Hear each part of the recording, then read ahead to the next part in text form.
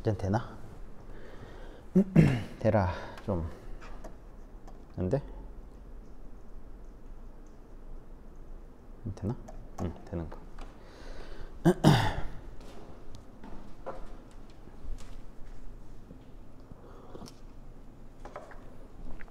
왜 안 됐지? 오늘 마지막 수업인데요. 두 분 다 안 오셔갖고 좀 섭섭하긴 하지만, 예, 두 분 다 생업을 열심히 사시는 분들이고 주말에 여러 가지 일들이 있을 수 있으시니까 오늘 같이 보죠. 오늘은요, 이제 한 학기가 지나갔단 말이에요. 근데 이제 실무를 보통 일반적으로 이제 석사 논문 같은 경우에는 한 1년 정도를 잡아요. 예, 풀타임 기준으로. 근데 이제 여러분들은 주말이나 평일에도 힘드시기도 하고 또 시간이 많이 모자라시잖아요. 그래서 지금이라도 빨리 주제를 선정을 해서 이번 방학 동안에 주제를 선정을 하신 다음에 빨리 진행을 하시는 게 되게 중요합니다. 예, 지금 못 하시면 나중에 학기가 진짜 밀릴 수가 있어요. 논문도 뭐 논문 나름이죠. 논문 나름이긴 한데, 예, 각자의 분들 어떤 거를 이제 생각하시냐에 따라서 다르긴 하지만 시간이 많이 걸립니다. 실제로 정말 이게 하다 보면은 저도 이번 학기 어떻게 지나간지 모르겠는데 이게 생업이랑 같이 하다 보면은 시간 진짜 빨리 갑니다. 저 박사할 때도 그랬거든요. 진짜 시간 빨리 갑니다. 예. 그래서 퇴근해가지고 막 빨리 퇴근해 와봐야 뭐 8시, 7시, 8시 밥 먹고 나면 9시 막 이러잖아요. 근데 막 논문 준비하고 쓰고 시뮬레이션 돌리고 뭐 이것저것 하다가는 맨날 2시 막 넘어서 자거든요. 근데 이거를 반년 가까이를 해야 된단 말이야. 지옥이 펼쳐진단 말이에요. 그래서 미리미리 준비할 수 있도록 논문 쓰시는 법에 대해서 좀 간단하게 좀 그런 걸 좀 이제 질답 형태로 하려고 했었는데, 일단 요거는 나중에 이제 질문이나 이런 게 있으시면은 나중에 이제 저한테 전달을 해주세요. 그러면 이제 뭐 논문 주제 선정이라던가 어떤 뭐 논문을 위해서 어떤 여러 가지 아이디어나 여러 가지 주제들이 있을 거고요. 그런 거에 관련해서 얼마든지 질문해 주시면 제가 답변을 드릴 수 있도록 할 테니까요. 오늘 수업 자체는 그냥 질답 없이 그냥 쭉 진행하는 식으로 하겠습니다.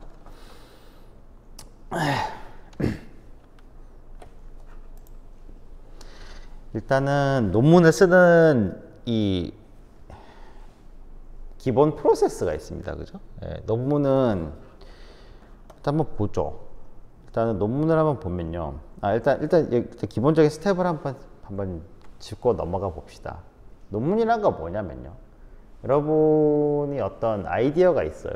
아이디어가 있으면 보통 논문이란 게 뭐 과학이든 뭐 어떤 뭐 인문이든 사회 계열이든 뭐 예체능 계열이든 논문이란 거는 내가 공부하고 연구한 내용을 정형화된 형태의 출판물로서 발표를 하고 다른 사람들에게서 그 결과물을 평가받는 일련의 프로세스입니다.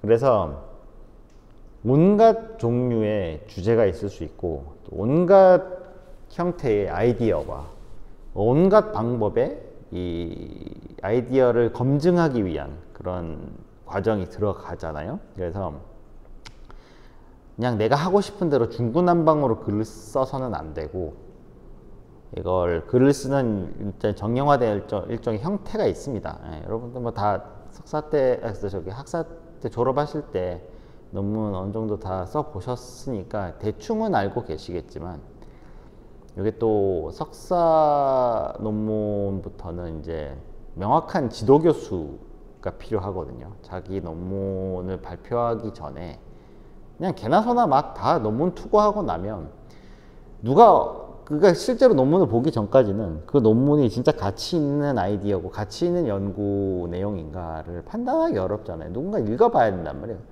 근데 이게 중구난방으로 산처럼 쌓이다 보면 이게 검증도 안 되고 약간 이게 양에 매몰돼 버리기 때문에 석사 논문부터는 일종의 어떤 지도교수라는 개념이 들어가요. 그러니까 여러분들이 학사 논문 내실 때, 그러니까 교수님 성함이 이제 논문에 들어가진 않잖아요. 그냥 내 이름만 내로 나간단 말이에요, 그죠? 뭐 출판이 되든 아니면 뭐 학교마다 이제 또 규정이 다르겠지만, 저 같은 경우는 졸업 작품하고 졸업 논문하고 이제 따로따로 했었거든요. 두 개 다 했었어야 되는데, 교수님 이름 성함 같은 거 들어가진 않았어요. 그죠? 들어가진 않습니다. 그때 이제 석사부터는 명확한 이제 슈퍼바이저 혹은 이제 어드바이저에 대한 이 기재나 혹은 이 전체적인 감수가 필수로 들어가게 되기 때문에 그런 차이가 있는데, 스텝을 보면요, 일단 가장 중요한 건 내가 뭘 연구하고자 하느냐, 이 토픽을 정해야 됩니다. 토픽이 여러 가지가 있을 수 있겠죠. 그러니까 분야에 따라서 사회 계열, 사회 이쪽 계열이면 통계가 될 수도 있겠고요. 어떤 사회 실험이 될 수도 있겠고, 심리학이나 의료 심리학이나 이런 쪽은 그죠? 설문이나 그런 형태가 될 수도 있고, 혹은 또 이제 공학 계열에서는 이제 뭔가를 만드는 그 결과물이 목표가 될 수도 있겠고, 또 공학 쪽에서는 꼭 결과물이 꼭 나와야 되는 그런 것만 있는 건 아니고요. 내가 결과물을 만들기 위한 어떤 연구 자체만 갖고도 이 공학 계열에서는 이제 논문이 될 수 있습니다. 시뮬레이션 같은 것들이요. 시뮬레이션 같은 거. 실제로 내가 아웃풋이 나오죠. 실제 텐저블한 아웃풋이 나오진 않았지만, 시뮬레이션을 해봤더니 이건 가치가 이건 되더라. 혹은 이거는 기존 방법보다 이 방법으로 하면 시뮬레이션 상에서 유의미한 어떤 이 개선점이 나왔다. 그런 형태가 될 수도 있죠. 어쨌든 이 토픽을 정해야 됩니다. 내가 어떤 분야의 이 주제를 잡고 내 논지를 이제 전개해 나갈 건지에 대한 명확한 토픽이 있어야 되고요. 그 다음에 이제 토픽이 정해지면 이제 내가 이제 이 연구자 하고자 하는 그 주제를 어떤 형태로 이제 검증할 거냐 하는 문제가 되는 거죠. 그러니까 예를 들어 석사 논문에서 내가 이제 어떤 지금 우리 방산 AI 학과니까요, 그죠? 방산 AI 학과니까 방산 쪽으로 약간 좀 연구하는 좀 지어 본다면, 만약에 물류, 저번에 그 박사분들 그 발표하시던 거 기억나요? 언제였냐, 그게? 12주차였나? 11주차였나? 예. 박사분들이 박사 논문 그 발표하시는 거 보셨죠? 그 중에 두 분이 물류하시던 분이었잖아요, 그죠? 두 분이 물류하시던 분이었는데, 한 분이 이제 물류 관련된 이제 논문을 발표하시면서 이제 그분의 이제 아이디어가 뭐였냐면, 일단 이 전장 상황에서 계속 앞에서 전망에서 깨지고 또 계속 이제 소모가 되면 또 이제 계속 갖다 부어줘야 되잖아요. 이게 물류인데, 그죠? 이게 로지스틱스인데 갖다 부어줘야 되는데, 이게 완전히 대파돼 버려야 되는 상황이면 어쩔 수 없는데, 이게 어디 맞고 어디 빵꾸 나거나 고장 나서 후퇴해서 왔단 말이에요. 그럼 얘를 수리를 해야 되잖아. 이제 정비 창고에서 수리를 해야 되잖아. 혹은 비전시에 이 장비들의 이 각 부품들의 내구 연한이라든가 어떤 설계 파라미터들이 있습니다. 그죠? 예를 들어 우리 자동차만 해도요. 우리가 자동차 엔진 오일 몇천 킬로마다 갑니까? 차마다 다르지만 저는 8,000 킬로마다 갈아요. 보통 이제 매뉴얼이나 이제 그 제조사에서는 보통 1만 킬로 내외라고 이렇게 얘기를 하는데, 저는 엔진 오일 가는 게 차 오래 쓰는 거라고 생각해서 8,000 킬로마다 엔진 오일 갈거든요. 이제 그게 일종의 자동차 엔진을 유지하기, 그러니까 자동차 엔진이 제대로 굴러가도록 하기 위해서 유지돼야 되는 파라미터 중에 하나인 거죠. 네가 8,000km 정도 운행을 했으면, 그죠? 차 바퀴 기준으로 8,000km 정도 갔으면 차 엔진은 몇 바퀴를 돌았을 거, 몇 회전을 했을 거고, 해당 실린더들은 얼마만큼 폭발을 일으켰을 거고, 그 정도의 시간이 지났다면 엔진 오일은 교체되어야 한다. 같은 파라미터가 있는 거죠. 만약에 그런 형태로 이제 자동차, 그러니까 그 이 무기들이나 이런 내구 연안들이 있으면 얘네들의 부품이 수리가 돼야 되고 교체가 돼야 되는데, 이거를 뭐 예를 들어서 전 해군 나왔거든요. 해군 나왔는데 저희가 이제 PC 78일 남원함이었는데, 그러니까 이제 포항급 2차 PCC예요. 대한민국에. 예. 3차인가? 타코마 이후제. 예. 2차선 PCC인데, 이 배에 보통 전체 부품이 한 2만 몇천 개가 들어가요. 전체 부품. 그러니까 헐 기준으로. 2만 몇 개가 들어가는데, 그 중에 3주마다 교체해야 되는 게 있고, 6주마다 교체해야 되는 게 있고, 그 다음에 뭐 6개월 혹은 6주 혹은 6개월, 뭐 1년 뭐 이런 식으로 교체돼야 되는 주기가 있습니다. 그래서 해군에서는 위스키 3, 위스키 6 뭐 이런 식으로 몇 주마다 배가 창고 수리하러 들어가야 돼요. 수리하러 들어가야 됩니다. 그래서 배가 이제 수리하러 들어가면은 이제 만약에 이제 이런 거죠. 6주 만에 이제 만약에 이제 수리를 하러 들어갔다. 혹은 뭐 6개월 만에 만약 수리를 하러 들어갔다. 들어가면 도크에 넣어서 수리를 해야 되는 경우도 있고, 그냥 정박한 상태에서 엔진 쭈루룩 다 끄고 육전에 연결한 다음에 이제 부품을 교체해야 되는 그런 경우도 있는 거고요. 그런 경우가 생겼을 때 이 얘네들이 어떨 때 이 부품이 어떤 카테고리에 의해서 이 부품 교체 주기가 결정이 돼야 되고, 해당 부품 교체의 형태나 모든 이런 모든 뭐 얘는 무조건 얘는 이거 교체하려면 도크에 들어가야 된다. 뭐 예를 들어 뭐 엔진 필터를 갈아야 돼. 엔진 필터를 갈아야 되면 배 엔진 어디인 줄 알아요? 그 데크가 이렇게 있으면 뭐 포 이렇게 있고 막 이렇게 있으면 그 철판 밑에 있단 말이야, 엔진이. 그럼 엔진에 뭔가를 갈려면 엔진실에서 갈 수도 있겠지만 그렇게 안 되는 것들이 있을 수 있단 말이에요. 그러면은 위에 있는 거 다 치우고 뭐 포도 뽑고 뭐 어뢰도 뽑고 뭐 다 뽑아가지고 윗헐 데크를 위쪽 이 판때기를 드러낸 다음에 그 다음에 엔진을 드러내거나 아니면 엔진 위에서 뭐 개방을 하거나 뭔가 그렇게 해야 되는 경우도 있단 말이에요. 혹은 엔진실에서 그냥 들어가서 나사 몇 개만 풀고 이렇게 쭉 끄집어내 가지고 필터가 갈 수도 있을 거고. 예. 그러니까 이게 어떤 형태로 이 부품이 교체돼야 되고 어떤 유형으로 해당 그 정비가 이루어질 수 있는지를 다 정형화를 해가지고 파라메타화 다 한 다음에 그거에 따라서 이제 어떤 전체적인 시스템을 만들어 놓은, 물류를 하기 위한 물류나 이런 이 교체나 이런 걸 하기 위한 어떤 시스템을 만들어 놓은 그런 형태로 간단 말이에요. 그런 식으로 자기가 만약에 이런 식으로 만약에 정비를 관리를 하고 정비 주기를 관리를 하고 이 군수 물자들의 어떤 그런 관리, 그러니까 뭐 그분 내용 좀 기억해 보면 이제 그런 걸 이제 파라메타를 다 두시고 어떤 표를 딱 만들어서 정형화를 딱 한 다음에 그 정형화된 거에 따라서 이 물품이 어떻게 공급이 돼야 되고 어떻게 수송이 돼야 되고 어떻게 공급이 돼야 되고 하는 그런 거를 딱 정형화를 해 놓으신 그런 게 있었단 말이에요. 그러니까 지금 그런 거를 자기가 그런 아이디어를 이제 전개를 하고 내가 내 아이디어를 통해서 이런 부분에 개선이 있을 수 있다라는 걸 증명을 해야 되잖아요. 근데 개선이라는 거는 논문이나 이런 데서 뭐 내가 무슨 뭐 인문학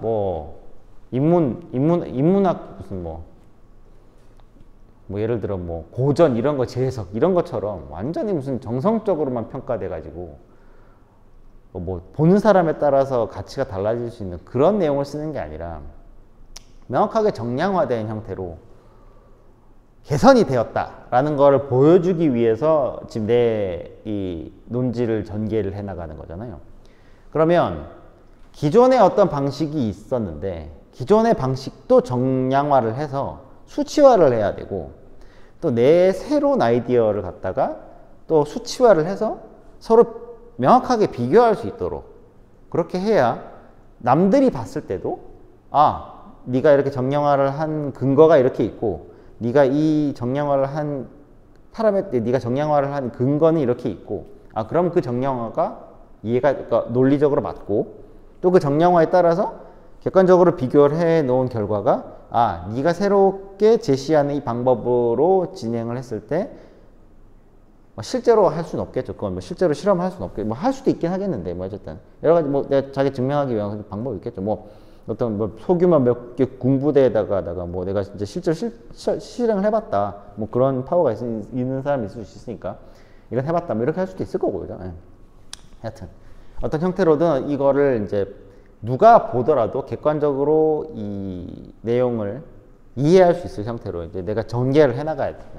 그래서 내가 그런 프로포즈를 하기 위한 이 내 논지를 어떤 식으로 전개를 해서 상대방 누가 내 논문을 평가한 사람한테 있어서 명확하게 설명을 할 수 있을 거냐, 프루프할 수 있을 거냐, 그거를 하는 거죠.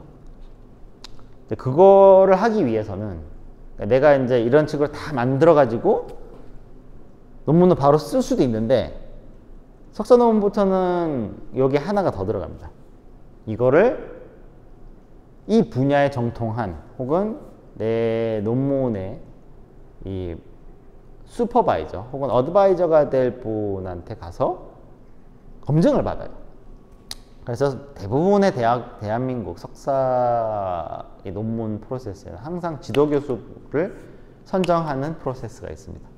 이게 교수라는 분들이 교수가 아무나 되는 게 아니죠. 그러니까 여러 가지 뭐 대학마다 다르고 또 뭐 레벨마다 다르고 뭐 여러 가지 뭐 다 케이스 바이 케이스겠지만 일단 교수가 됐다는 거는 그 해당 학교에서 이 학교의 어떤 지적 수준 혹은 교육 수준을 대표할 수 있는 그런 스탠다드에 부합한 사람이다라는 인정을 받은 사람들인 거죠. 그러니까 이 사람들이 해당 그 논문의 어떤 그 이제 전개하고자 하는 논문 전체적인 프로세스를 보고 이거는 이 학교, 이 학교의 스탠다드에 충분히 부합한다. 우리 다른 교수들한테 내 의견을 배제하고 이런 형태로 논문을 쓸 거고 이런 형태로 논문이 나왔을 때 결과가 어떻게 됐다라는 거를 내 의견이 완전히 배제된 상태에서 다른 교수님들한테도 인정을 받을 수 있을 수준이 된다라는 그 기준은 그 교수만 알 수 있는 거잖아요. 그 해당 학교에. 그래서 여기는 이제 자기 논지를 명확하게 이해하고 또 그 논지, 그러니까 내 이 이론 혹은 내 아이디어에 대한 명확한 이 객관적인 평가가 가능한 교수님을 이제 지도교수 형태로 선정을 해야 하게 됩니다. 이게 되게 중요합니다. 근데 이게 여러분들 이게 되게 중요한 게 해당 학교 어떤 학위를 받는다는 게 이런 데서 의미가 있어요. 그러니까 지금 여러분들 좀 얼마나 교수님들 알아보셨는지 모르겠지만 일단 지금 우리 방산 AI학과가 일반 대학원으로 알고 있거든요, 제가. 일반 대학원은 다른 일반 대학원 교수분들을 전부 다 카테고리에 넣고 지도교수를 선정할 수가 있어요. 그러면 내가 어떤 주제를 내가 연구를 할 거다, 이 부문에 대해서 내가 연구를 할 거다라는 걸 결정을 하는 건 둘째치고 어느 교수님한테 가야 되는 건지도 여러분이 파악이 돼야 되잖아요. 그런 게 되게 좀, 그래서 여러분들이 각 교수님들의 이제 홈페이지나 어떤 뭐 이 교수님들 출판물이라든가 이런 걸 보고 어떤 교수님은 어떤 주제로 지금까지 연구를 해오셨다는 그런 거를 빨리 파악하는 것도 되게 중요합니다. 그래서 우리 학교의 교수님들 사이트가 잘 돼 있는 데도 있고 안 돼 있는 데도 있고 그런데 저는 이제 이 학교에 좀 오래 있었기 때문에 만약에 그런 부분에 있어서 만약에 좀 의문이 있으시다 혹은 뭐 내가 이런 주제로 할 건데 어떤 교수님한테 갔는 게 좋을까요? 어떤 교수님이 잘 아실까요? 뭐 그런 게 만약 궁금하시다면 저한테 질문해 주시면 됩니다. 그리고 이제 그렇게 지도 교수님과 내 아이디어가 결정이 됐으면요. 이제 전체적인 이제 이 로드맵을 짜야 됩니다. 석사도 똑같아요. 뭐 석사도 수료하고 석사 학위 못 받는 사람도 있어요. 정해진 기간 안에.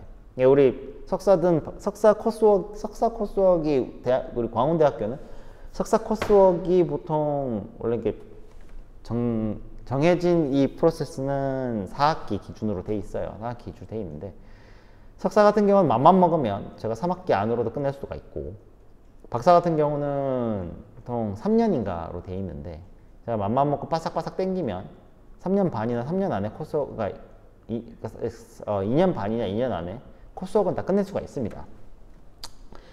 근데 이제 일정이 그렇다는 거고, 그러니까 일정을 세워야 되는 거지. 그러니까 석사 같은 경우는 2년 안에는 뭐 2년 넘어가는 석사는 잘 없어요. 어떤 교수님들이든 박사면 모르겠지만 석사는 2년 코스워크 안에 모든 걸 다 끝낼 수 있도록 해요.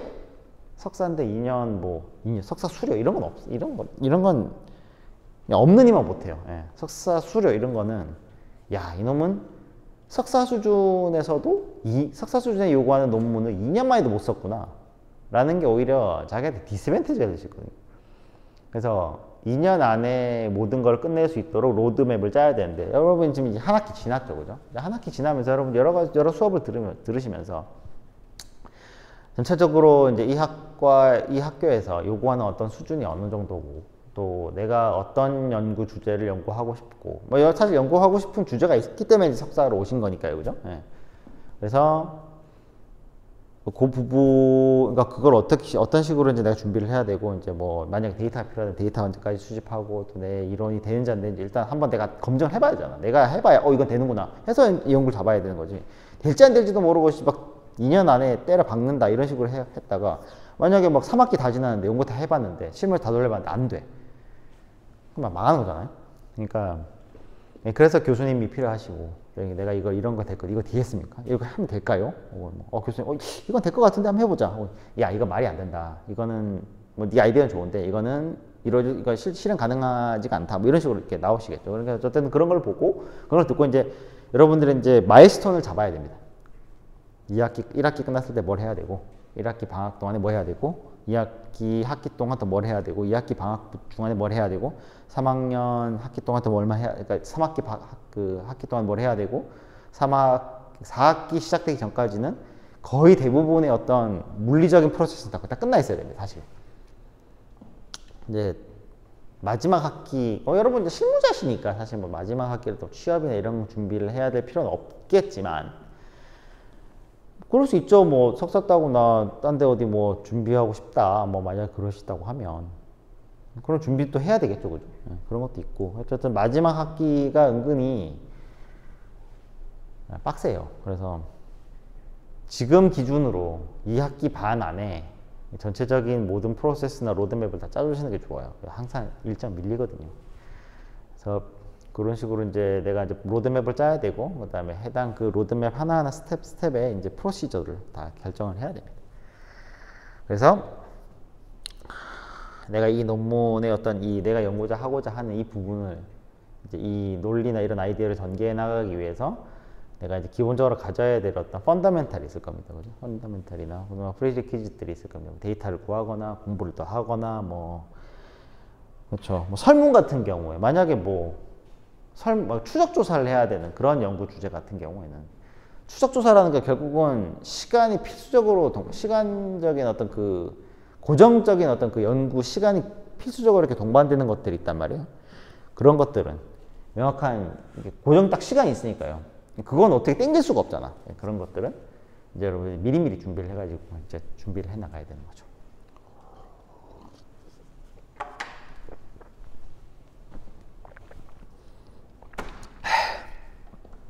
자, 논문 이제 어떻게 진행하는지에 대한 어떤 프로세스를 봤다면, 논문이란 거는 논문에 제가 아까 이전에 말씀드렸던 것처럼 논문에는 어떤 정형화된 형식이 있습니다. 그러니까 꼭 이렇게 써야 된다는 건 아니지만 그렇게 쓰지 않으면 챌린지가 생겨요. 대부분 이제 논문이란 건 그렇잖아요. 석사 논문은 내 거를 그냥 교수님께서 교수님 한 분이 막 졸업생 40-50명의 논문을 그냥 봐줘요. 왜냐면 석사 논문은요, 이해했다는 거에서 끝나요. 이건 좀 이따 얘기하겠지만. 석사 논문은 남들한테 평가를 받아야 된단 말이에요. 석사 논문부터는. 제가 이렇게 연구를 했고, 이렇게 했는데, 이렇게 결과가 나왔습니다. 라는 게 출판이 된단 말이에요. 여러분, 이제 스콜라 구글에서 검색하면 쫙 나오잖아요. 그 논문들이, 우리 이제 논문들을 보고 이 사람 연구를 했는데 이 사람 결과가 이렇게 나왔구나. 이걸 볼 건데, 누가 증명하냐 이거야. 진짠가?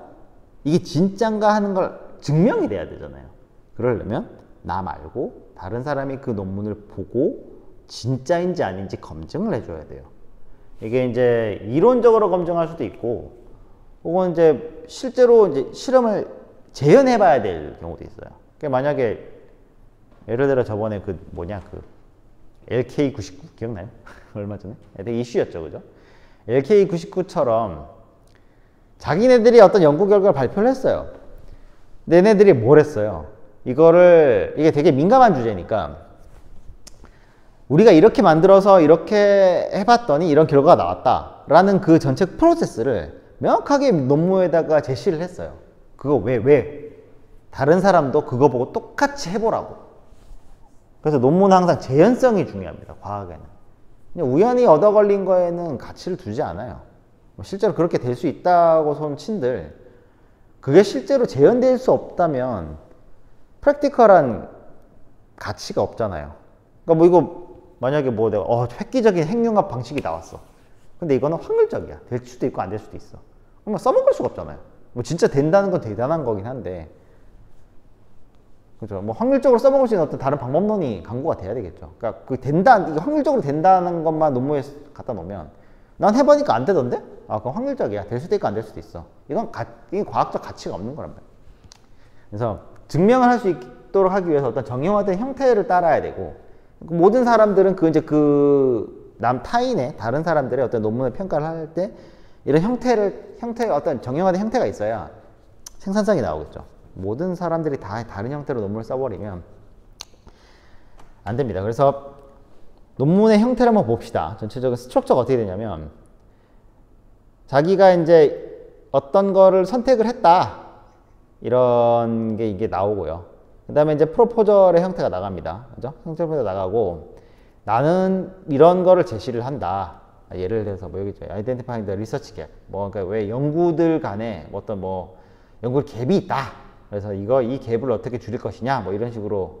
그죠? 이걸 이 리서치 퀘스천이에요. RQ라고 그래요, RQ. 이렇게 중간중간에 논문 중간중간에 계속 나오게 된다. RQ 넘버 1, RQ 넘버 2 이런 식으로 이렇게 각 이 문단마다 이렇게 마다 나가게 되는데, 어쨌든 그래서 나는 이런 식으로 프로포즈 할 거다라는 내용이 나오고, 그 다음에 이거 프로세스구나. 여기 그 다음에 여기가 각 했던 내용 좀 중복이 되네요. 네, 그 다음에 처음에 이제 여기서부터는 이제 라이팅 이제 인스트럭션부터예요. 인트로덕션부터예요. 그러니까 내가 뭔가를 계산시키죠. 이거 좀 이따 얘기할게요. 어쨌든 석사 논문부터는 이제 전체적 프로세스 어떻게 되냐면, 기존에 이런 방법이 있는데 내가 이거를 계산시켜 봐야 되겠다. 이렇게 했더니 이렇게 좀 개선이 됐다.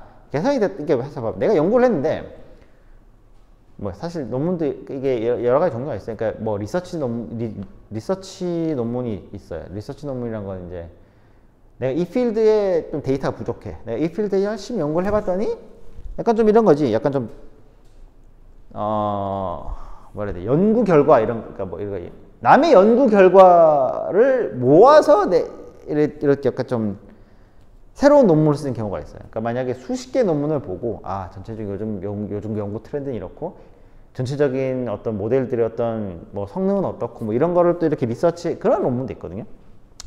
리서치 논문도 가치가 없는 건 아니죠. 남들이 그러니까 굉장히 좀 토픽이 되게 핫하거나, 아니면 이제 되게 버즈워드가 많아서 연구하기 힘들거나, 혹은 연구의 방향이 굉장히 좀 이제 되게 가지가 뻗어나가서 이렇게 굉장히 좀 버라이어티해졌을 때, 어떤 이거를 좀 약간 좀 브리프하게 정리를 해가지고 전체적인 큰 그림은 이렇다라고 이렇게 논문을 내는 것도 이렇게 가치가 없진 않는데, 그런 논문보다는 지금 여기서 이제 제가 지금 여러분들이 그런 리서치 논문으로 석사 논문을 받고 나간다? 이거는 힘들 거예요. 왜냐면 여러분들 지금 만약에 학위가 있는 상황에서 내가 꼭 학위를 위한 논문을 쓰는 게 아니라, 내가 연구를 해봤더니 이런 트렌드가 있더라 식으로 이제 리서치 논문 쓰는 거는 크게 문제가 안 되는데, 지금 여러분은 마스터라는 어떤 그 학위를 위해서 내가 뭔가 좀 그러니까 여러분의 이 아이디어를 제시를 하고 이렇게 뭔가 여러분의 능력을 증명해야 되잖아요. 학위를 위해서. 나도 이제 모장 쓰려고, 그죠? 석사모를 쓰기 위해서. 그러면 남들보다 뭔가 뛰어난 뭔가를 제시를 해줘야 돼요. 그러니까 실제로 시장에서 써먹힐 수 있는 뭔가가 있어야 된다는 게 좀 중요합니다. 그러니까 뭐 어떤 학교는 정말 똥통 학교라 뭐 리서치 논문도 우리 교수들은 다 수준이 그만큼만 하니까 야 이거 듣고 잘했네 하고 해줄 수 있겠지만 그런 학위 누가 인정해 주겠어요? 의미 없잖아요 그런 거. 일단 광운대 정도면 어디 가서 모자라진 않거든요. 우리 학교가 그래도 국제 표준이나 이런 다 준수하고 그래도 서울 수도권 안에서 그래도 중상위권은 들어가는 학교니까 교수님들도 그런 어떤 그 해당 학과도 그렇지만 또 학교의 어떤 그 전체적인 어떤 익스펙테이션 레벨이 있습니다. 그죠? 그래서 그런 부분이 있기 때문에 여러분들이 이제 석사 논문을 위해서 어떤 논문을 쓴다고 가정했을 때 어떤 레벨의 이 익스펙테이션 레벨이 있습니다. 그래서 여러분들이 논문을 쓰실 때 뭔가 개선점이 나와야 될 거예요. 그래서 인트로덕션이 뭐냐면 내가 뭔가 개선점이 된다는 거는 뭐예요? 개선이란 거 뭔가 있는 거에서 뭔가 좀 나은 방향으로 뭔가를 하는 거잖아요. 가치를 뭔가 부가가치를 넣어야 될 거 아니에요. 아무튼 인트로덕션 같은 게 이제 뭐 말 그대로 이제 소개인데 일반적으로 인트로덕션에서 무슨 내용을 많이 얘기를 하냐면 기존의 방법은 이런 게 있다. 현재 내가 지금 연구하고자 하는 주제가 이건데 이 주제의 이 분야에서 기존에 어떤 이런 방식이 있다. 이런 방식이 있는데 여기에 나는 이거 보니까 어떠한 개선점이 보이는 것 같고 그래서 나는 내 아이디어를 여기다 적용을 해서 이런 식으로 이렇게 해봤더니 좀 더 나은 결과가 나오더라 라는 거를 이제 보여줄 건데 기존에 어떤 방법이 있더라 그런 부분을 왜냐면 논문 보는 사람은 이거하고 전혀 상관없는 논문 근데 이쪽 완전 논문과 이쪽 분야 완전 상관없는 사람이 이제 그걸 리뷰하진 않겠죠. 근데 하지만 일반적으로 이제 뭐 SCI E급의 이제 이런 논문 이 프로세스, 이 논문서 이 억셉트 해당 각 저널에서 그 논문 억셉트하는 프로세스를 보면 대부분 이제 그쪽 관련된 교수님들이 주로 하시는데 그렇지 않은 경우도 많이 있고요. 또 엔지니어링이나 혹은 뭐 사이언스 이쪽으로 가게 되면 분야가 되게 이제 세분화되어 있기 때문에 저는 통신 쪽을 주로 했죠. 통신이나 신호철을 주로 했잖아요. 근데 이제 같은 베이스는 똑같아요. 다 통계나 뭐 수학이나 다른 순수 수학이나 다 베이스는 비슷하지만 제가 만약에 통계 쪽 하시는 분 연구의 논문을 제가 리뷰를 해야 된다면 모를 수 있어요. 요즘 통계도 굉장히 세분화되어 있고 굉장히 그 메소돌로지가 굉장히 좀 딥한 경우도 많기 때문에 제가 봤을 때 다 알지는 못한단 말이에요. 그러면 논문을 리뷰한 사람을 딱 봤을 때 얘는 어떤 주제가 있고 이런 주제는 이런 게 있구나라는 걸 알기 위해서는 최소한 인트로덕션이 좀 필요합니다. 해당 그 주제의 해당 에어리어에 대한 인트로덕션에 들어가고요. 그 다음에 이제 자기 메소드가 이제 자기의 이제 메소돌로지가 이제 방법론을 이제 설명을 하는 겁니다. 그 부분이 나올 거고요. 그리고 연구를 해봤더니 내가 어떤 식으로 연구를 해왔고 어떤 방식으로 내가 이제 매저를 했고 어떤 이 객관적인 방식으로 내가 이제 매저를 했고 그래서 연구를 해서 그 연구 결과를 매저했더니 이런 결과가 나왔다. 그래서 이게 꼭 무조건 나으라는 건 뭐 이걸 해봤더니 이 방법보다 내 연구 방식이 안 좋더라. 이것도 자기 연구의 주제가 될 수 있겠죠. 보긴 안 좋겠지만 그죠? 역시 이 방법이 최고더라. 내가 이런 저런 해봤는데 다 이거 못 따라가. 지금 방법 못 따라가더라. 뭐 그런 연구일 수 있겠지만 어쨌든 그죠? 그래서 결과가 나올 거고요. 그래서 이제 결과를 내고 그다음에 이제 내 결과를 내고 봤더니 이제 내 생각은 이렇고 이제 만약에 이제 이 논문을 리뷰하시는 분의 어떤 의견이나 그런 게 필요할 수도 있겠죠. 그래서 이제 어떤 전체 오버롤한 디스커션이 들어가고요. 파이널 소스가 이제 들어가고 그런 식으로 들어갑니다. 전체적인 논문의 구조는 이렇습니다. 그러니까 앞으로 뒤에 가서 이제 예제를 보면서 한 번 더 설명을 할 수 있도록 할게요. 이게 이제 해당 논문들에 대한 어떤 그런 이 크라이테리아가 이런 게 있습니다. 이건 뭐 꼭 정해진 건 아니지만 이렇게 이해하시면 편해요. 배철러 같은 경우는 자기가 논문을 쓰고자 하는 그 주제에 대한 명확한 이해가 있으면 그 다음에 그거를 그 명확한 이해를 내가 진짜 이해했다 라는 거를 증명할 수 있을 형태의 논문을 제시를 하면 학사 논문에서는 오케이입니다.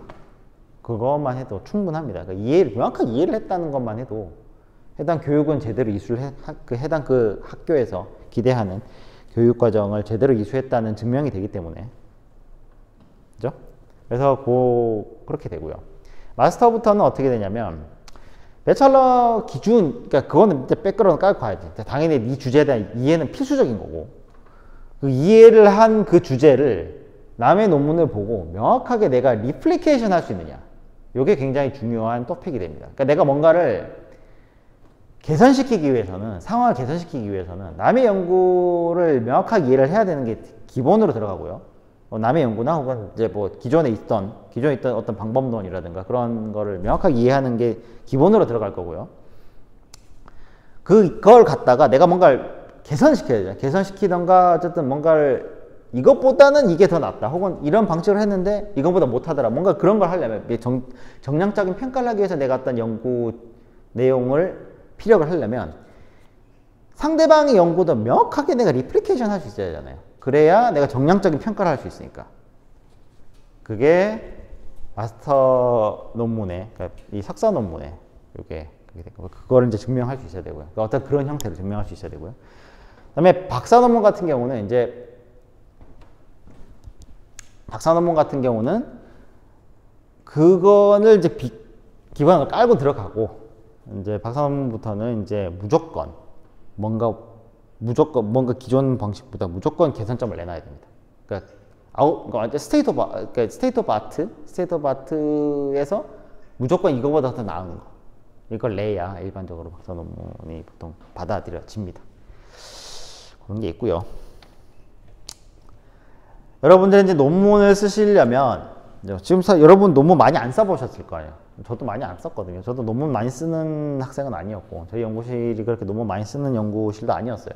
논문을 많이 쓰고 적고가 어떤 판단 기준이 될 수는 없어요. 쓰레기 같은 논문 100편 쓰면 뭐해? 제대로 된 논문 한 편 쓰는 게 훨씬 낫죠, 그죠? 저희 쪽 발언에서 뭐 세논 같은 경우는 그걸 석사 논문을 했어요. 근데 그 자기 석사 논문이 정보이론이라는 학문이 생기게 된 이유가 됐어요. 어마어마하죠. 예. 그분 논문 별로 안 썼어요. 근데 이제 그 사람은 4장짜리 그 논문 하나 써가지고 정보이론이라는 게 새로 생겼어요. 통신이라는 이 모든 밑바닥을 깔았다고. 자기 그 석사 논문으로. 그러니까 이제 논문 수가 중요한 건 아닙니다. 그러니까 논문의 질이 중요하다고 저는 생각을 하고. 그러니까 뭐 이제 학자마다 이제 뭐 시각이 좀 다를 수 있겠죠. 다를 수 있겠지만 저는 그렇게 생각하고, 저희 연구실도 그렇게 생각을 하고요. 그래서 제 논문을 그렇게 많이 쓰지 않았는데, 여러분들께서 이제 논문을 많이 안 써보셨을 거라는 가정하에 이제 논문을 쓰려면 내가 아무것도 몰라요. 근데 뭔가를 해야 돼요. 그럼 어떻게 해야 돼요? 일단 모방하는 게 최고입니다. 남들 한 거 봐야 돼요.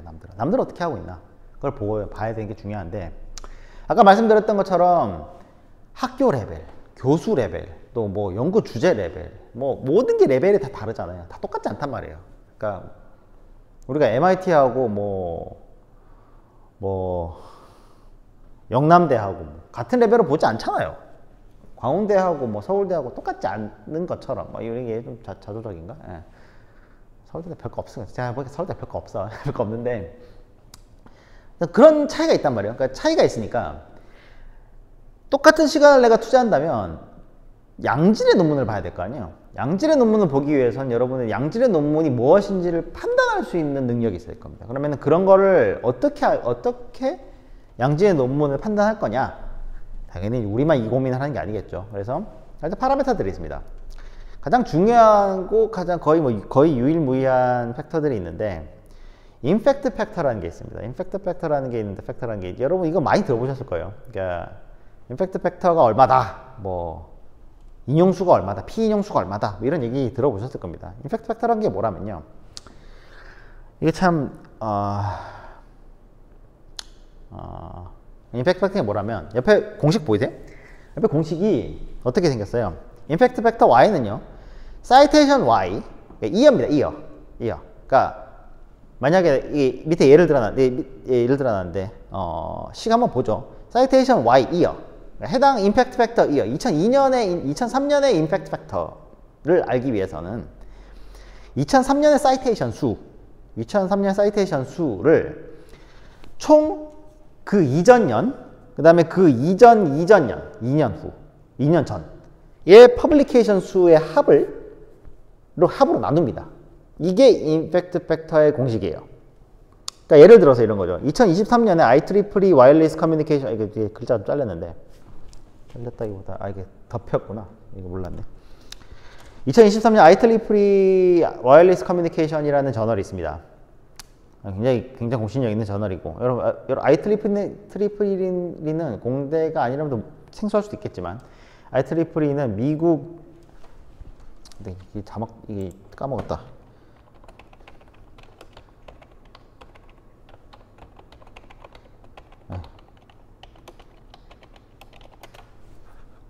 Institute of Electrical Electronic Engineer, 전기 전자 공학 협회, 그죠?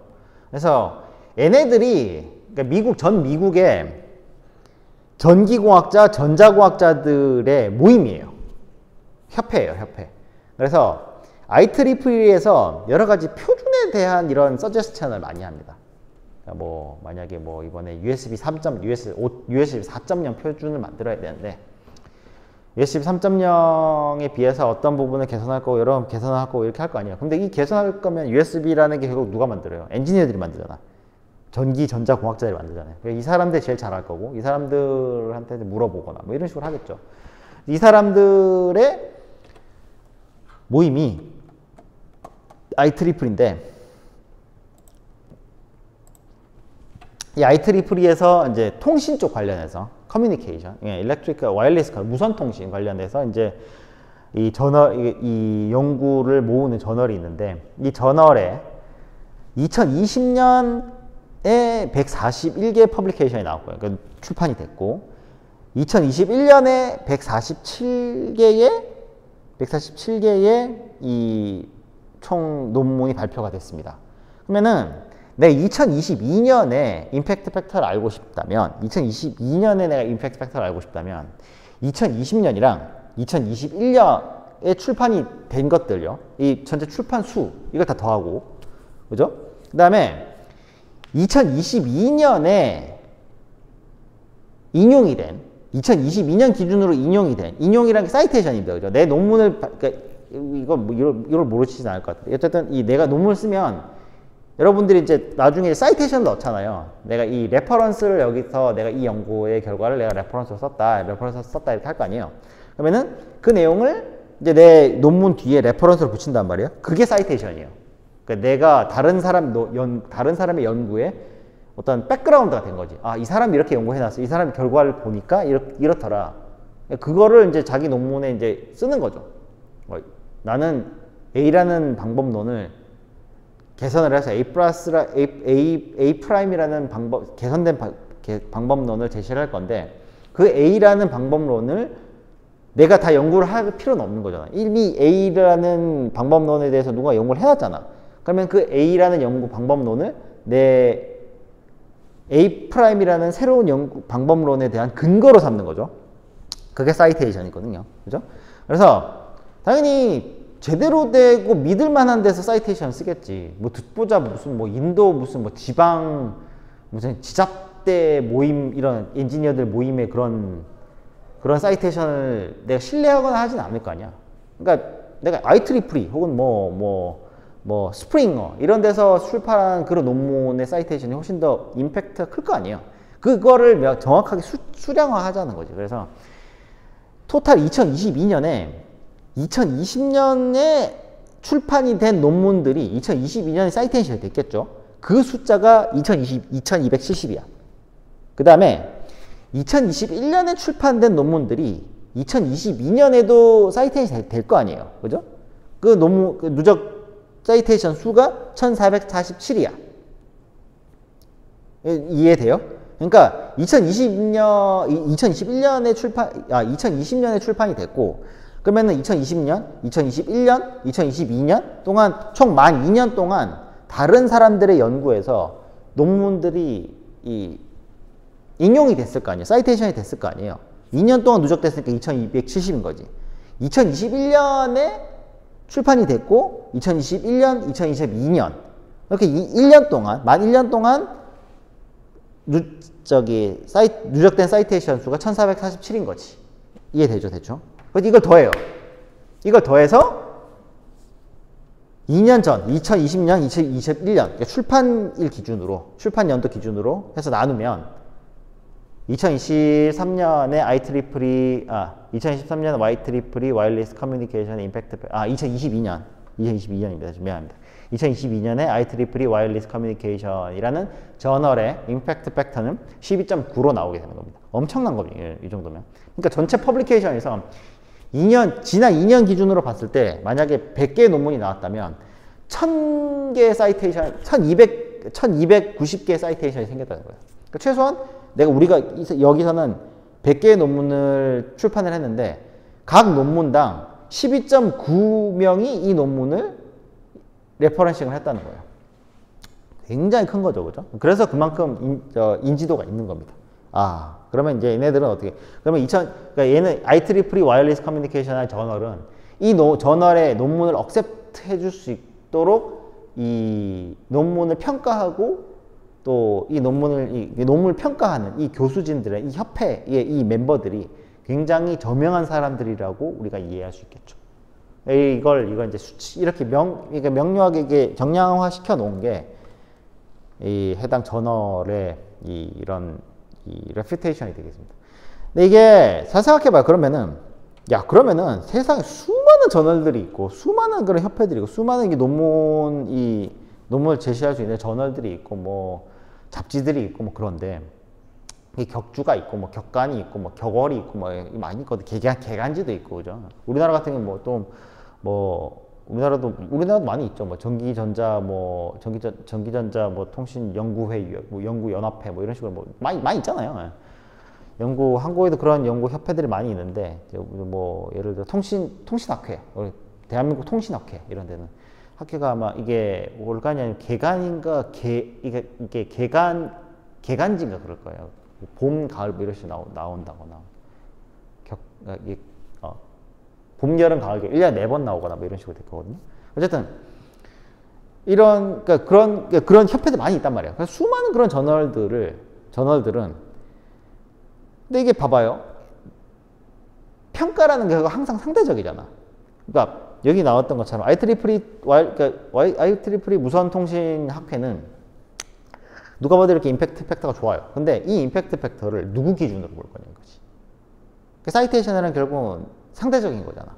내가 이걸 인용을 했고 또 인용한 게 또 인용을 했고 그럼 누가 기준을 잡아줘야 된단 말이야.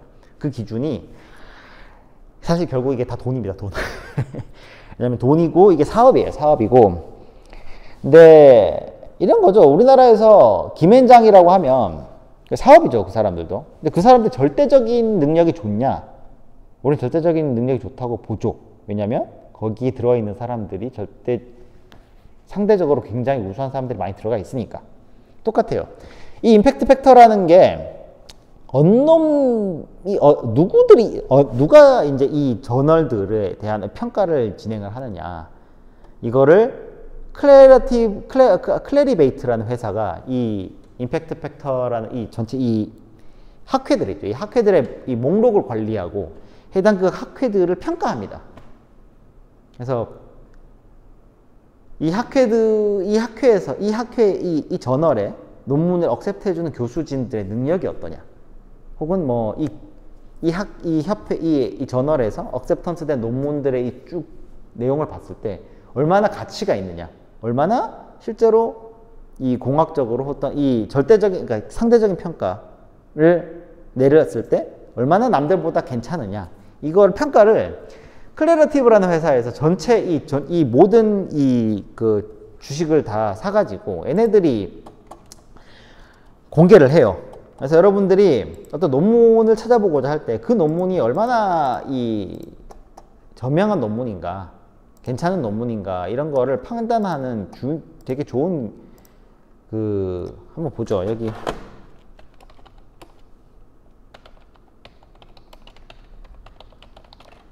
이런 저널이 있습니다. 제가 이름을 똑같이 쓴지 모르겠는데 찾아봐요. 있죠. IEEE 와이어리스 커뮤니케이션 있습니다. 얘네들의 임팩트 팩터가 얼마냐? 이게 돈이에요. 이거 그냥 안 보여주거든요. 얘네는 유료예요. 클래러티브는 이게 임팩트 팩터가 굉장히 신뢰도가 높아요. 근데 이거는 유료 회사가 그러니까 영리 회사가 운영하고 있기 때문에 돈을 내야 돼요. 근데 이제 뭐 이거 우리가 계산해 볼 수 있겠죠. 이건 이제 예를 들어서 이렇게 한 거고, 이 회사에 이제 이 회사가 관리하는 혹은 이 회사에서 검색했을 때 방금 나왔잖아요. 방금 나왔잖아. 이렇게 저널이. 이거는 얘네들이 관리하는 목록이 있어요. 이 전 세계의 저널에 수많은 저널들이 있고, 이 저널들을 얘네들이 목록을 관리해요. 아무나 다 받아주지 않아. 어느 정도 능력 수준이 되는 저널들만 자기네들의 목록에 넣고, 이거를 이제 웹 오브 사이언스라고 해가지고,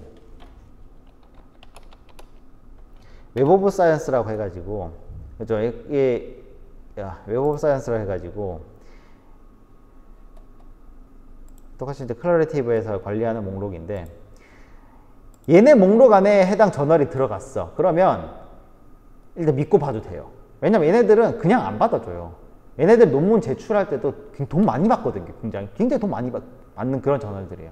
대부분 여기 출판되는 저널들이, 여러분 논문 검색을 해보면요,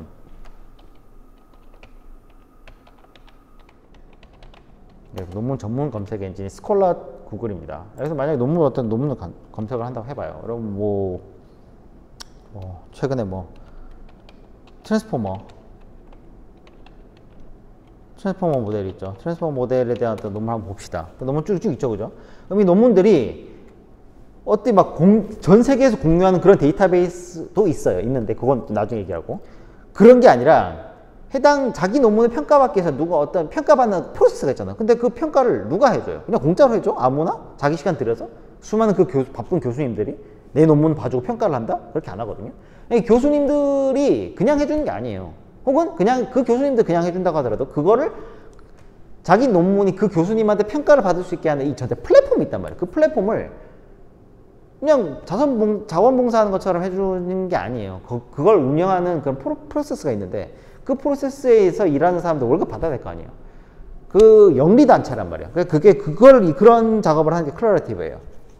클러리티브에서 이제 그런 작업을 하는 거고, 그래서 어떤 논문을 내가 만약에 보면은, 봐봐요. 내가 어떤 논문을 보면, 이거는 어디 나왔냐? 이 학회가 이건 아닌가? 이게 지금 find that 광운이라고 돼 있는데, 광운대학교는요, IEEE가 이 논문 데이터베이스를 운영하는데, 그게 엑스플로러거든요. 엑스플로러라는 데이터베이스는 광운대학교와 계약이 돼 있어요. 그래서 엑스플로러에 올라오는 논문은 원래 사실 유료예요. 그거 가입해야 되고 1년에 몇십만씩 내야 되거든요. 그래야 거기 있는 논문을 볼 수 있는데, 광운대학교는 거의 계약이 돼 있기 때문에 그냥 볼 수 있어요. 근데 그 계약이 돼 있으면은 이제 그냥 바로 볼 수가 있고, 이제 페이퍼 있죠.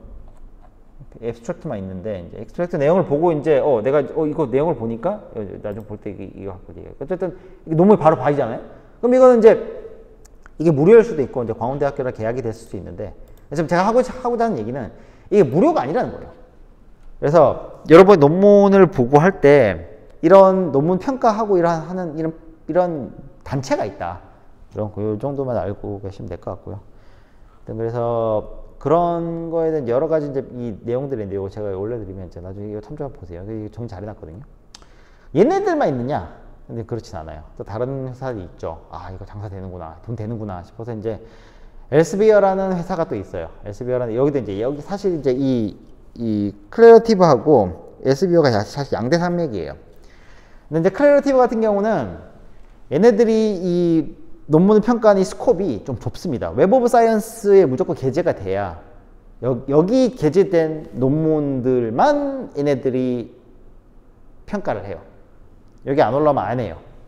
예, 우리가 일반적으로 SCI급이라고 하는, 지금 이제 SCIE죠. SCI급이라고 하는 건데, 얘네들 것만 보고, 엘스비어 같은 경우는, 자, 그러면은, 이게 임팩트 팩터라는 게 결국은 예전에는 과학, 공학 이쪽에만 너무 집중이 돼 있었어요. 그래서 인문학이나 사회공학, 심리학, 이런 의학 이쪽에서는 거의 이게 그러니까 그런 교수들과의 협약도 안 돼 있는 거고, 또 그런 교수진들이나 그런 저널들과의 그런 호흡이 안 돼 있는 거죠. 그런 파운데이션이 없었어요. 그래서 너무 과학 쪽이나 과학 쪽에만 치중이 돼 있었는데, 엘스비어 같은 경우는 이거를 굉장히 많이 확대를 합니다.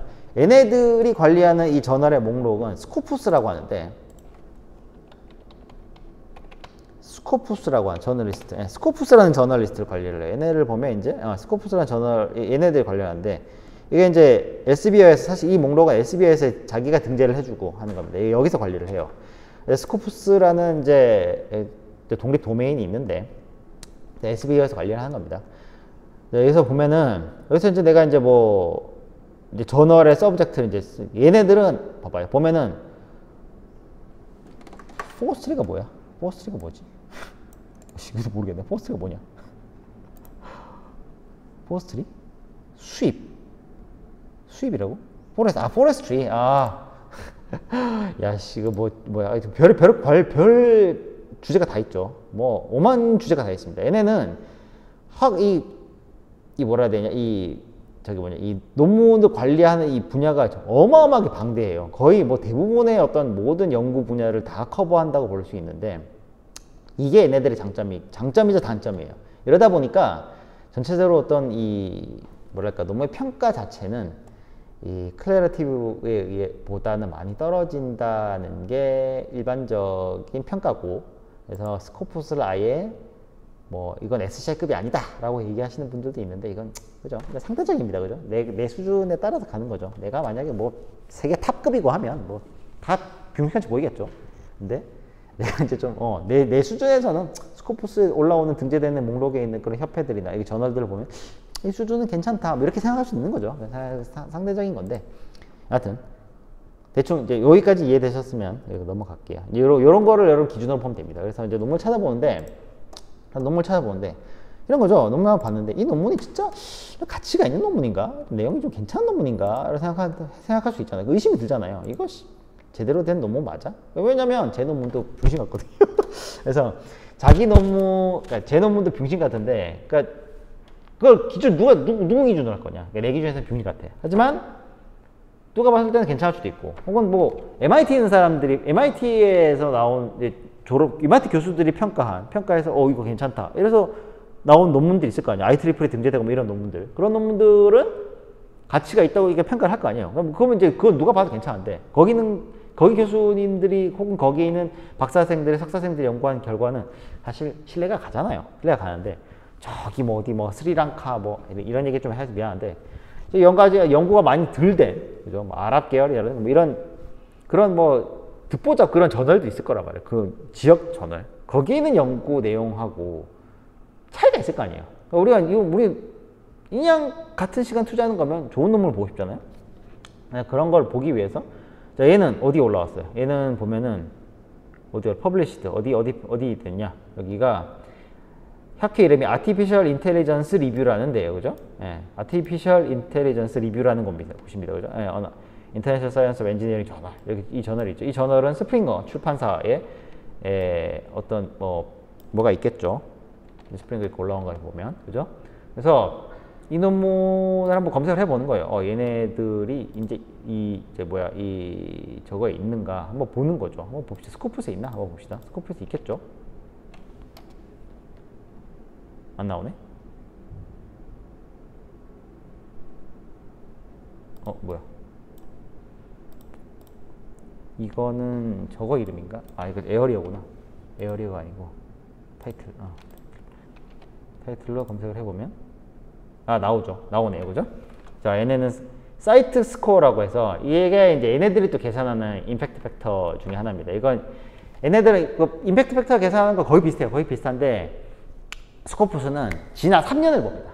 지난 3년을 보기 때문에 약간 좀 사이테이션 숫자가 좀 크게 나와요. 이 스코어가 좀 크게 나와요. 임팩트 팩터는 지난 2년만 보고, 스코프스는 3년을 봅니다. 그래서 스코어 이렇게 나오죠. 나쁘지 않습니다. 이 정도면. 그죠? 22이니까 3년 동안 한 논문들이 22번 인용이 됐다는 거예요. 이 정도면 충분히 괜찮은 학회라고 판단이 되고, 그죠? 그러면 이 논문도 충분히 좀 가치가 있는 논문이다. 여기 있는 내용들은 충분히 의미가 있는 논문이다 라고 여러분 판단할 수 있는 거죠. 이렇게 여러분들이 활용을 하시면 되겠습니다.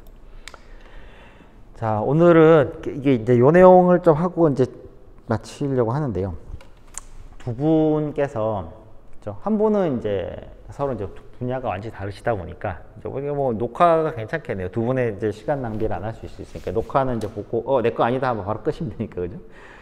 자, 성현 씨 같은 경우는 세일즈하고 마케팅이라는 이 분야에서 일을 하고 계시고요.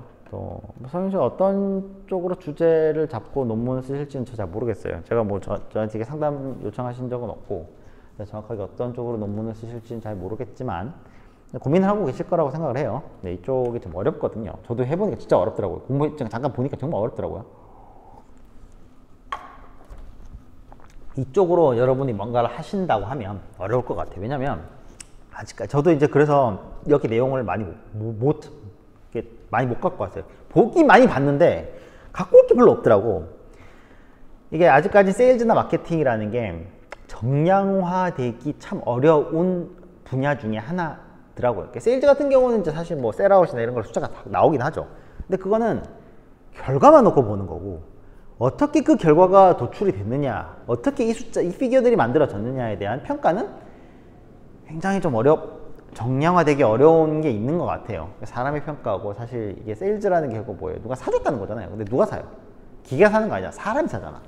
뭐 여기 기계적으로 사는, 구매되는 경우 프로세스 있어요. 뭐 무조건 돌아가는 뭐 이런 거지. 우리가 뭐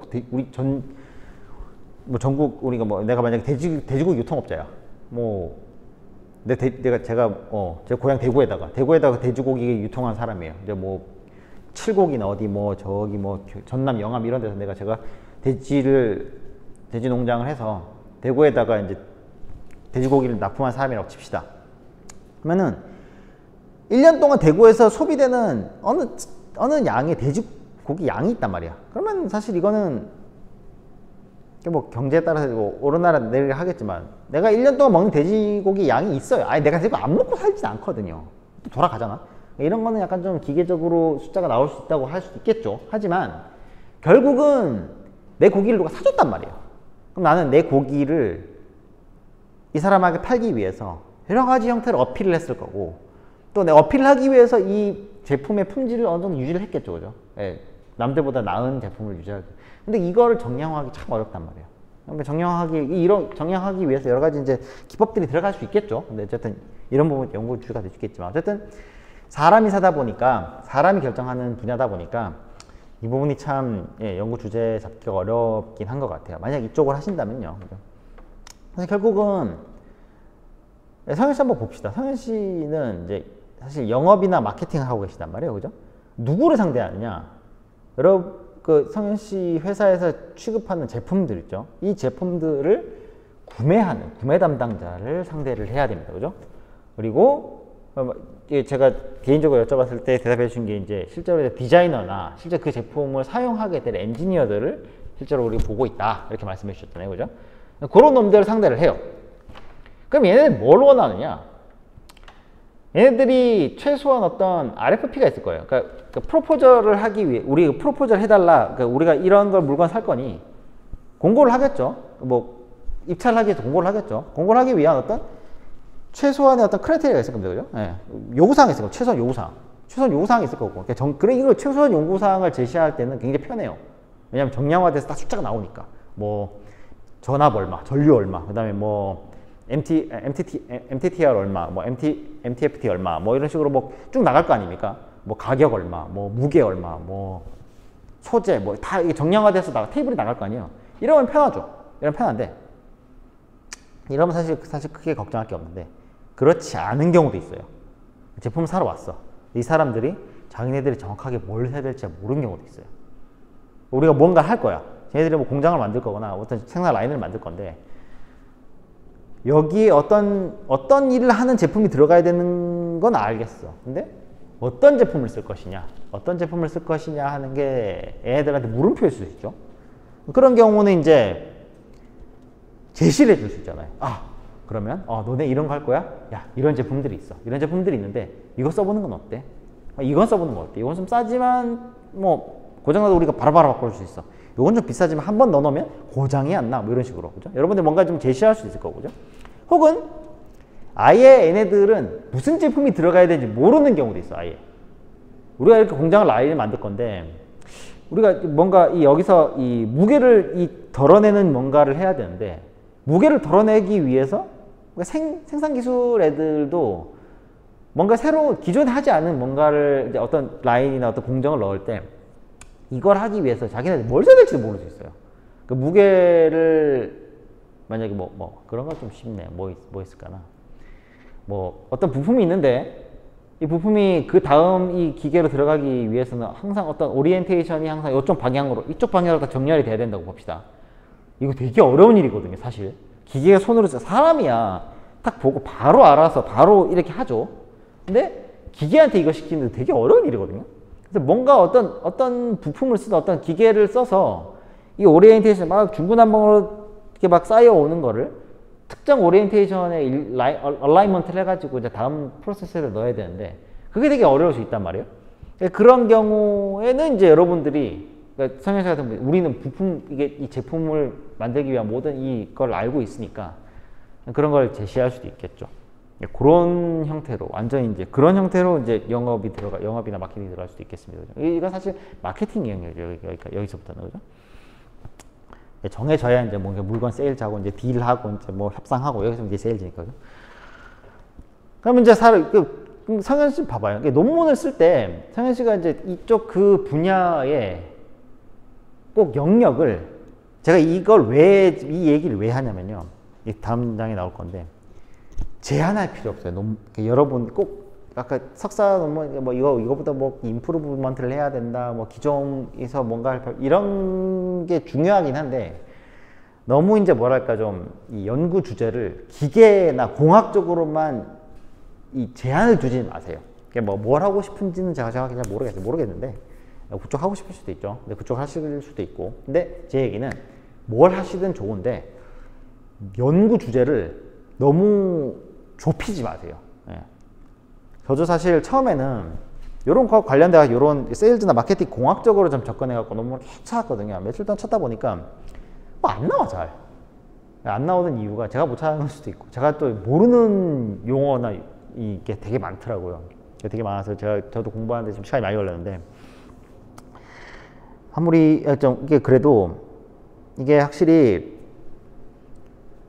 연구 주제는 정말 분야가 정말 다양하더라고요. 사회공학적으로 이게 이 공학 엔지니어링이라는 게 꼭 기계나 뭐 이렇게 숫자가 들어가야지만 엔지니어링은 아닙니다. 여러 가지 논리적으로 이 인과관계가 명확하게 드러나면 그걸 엔지니어링을 하잖아요. 그래서 여러분들 이게 논문 주제를 선정을 하실 때 너무 그런 부분에 제한을 두지 마세요. 그러니까 회사에서 만약에 예를 들어서 제가 이제 예를 들어서 이렇게 이 수업 프로세스를 한번 진행을 시켜보자면 회사에서 어떤 요구하는 게 있을 거예요. 내가 이 석사 학위를 논문 연구를 통해서 이 회사의 세일즈나 마케팅 액티비티가 더 활발해지거나 더 이 발전된 모습으로 진행이 되기를 바랄 수 있잖아요. 근데 아까 얘기했던 것처럼 내가 얘네들한테 가서 이 제품 딱 들고 가서 이 제품 가격 내가 알고 있어. 얘네가 원하는 얘네들 예산 내가 이제 얘기를 해서 알아낼 거예요.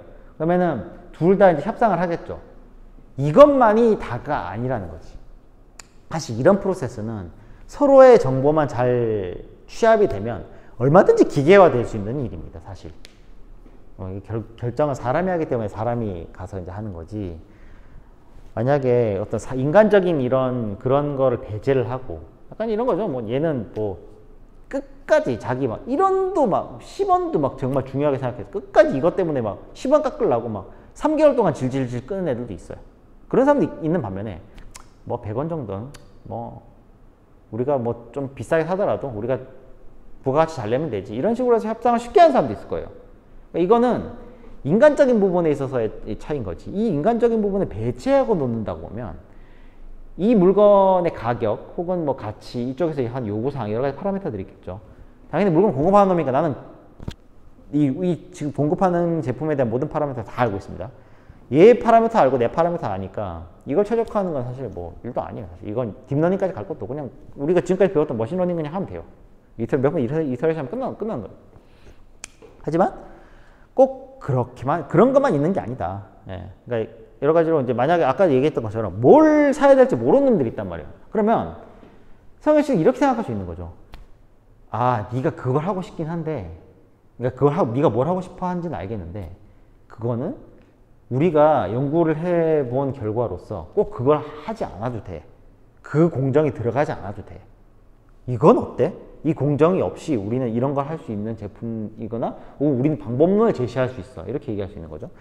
이게 제가 어떤 걸 기준으로 얘기를 하냐면 필드 케이스, 필드 케이스 얘기하기 전에 여기를 한번 봅시다. 이건 성현씨가 잘 알고 계실 것 같긴 한데 요즘 어떤 게 좀 핫하냐면 디지털 트윈이라는 게 있습니다. 디지털 트윈이라는 개념이 있는데요. 이 인공지능이 기계 쪽이나 이런 쪽으로 옵티마이즈 되기 위해서요. 이게 가상의 3D 환경을 똑같이 만들어 놓고 거기서 학습을 해요. 거기서 학습을 한 다음에 거기서 최적화된 결과를 다 최적화 싹 다 해가지고 실제 환경에 가지고 와요.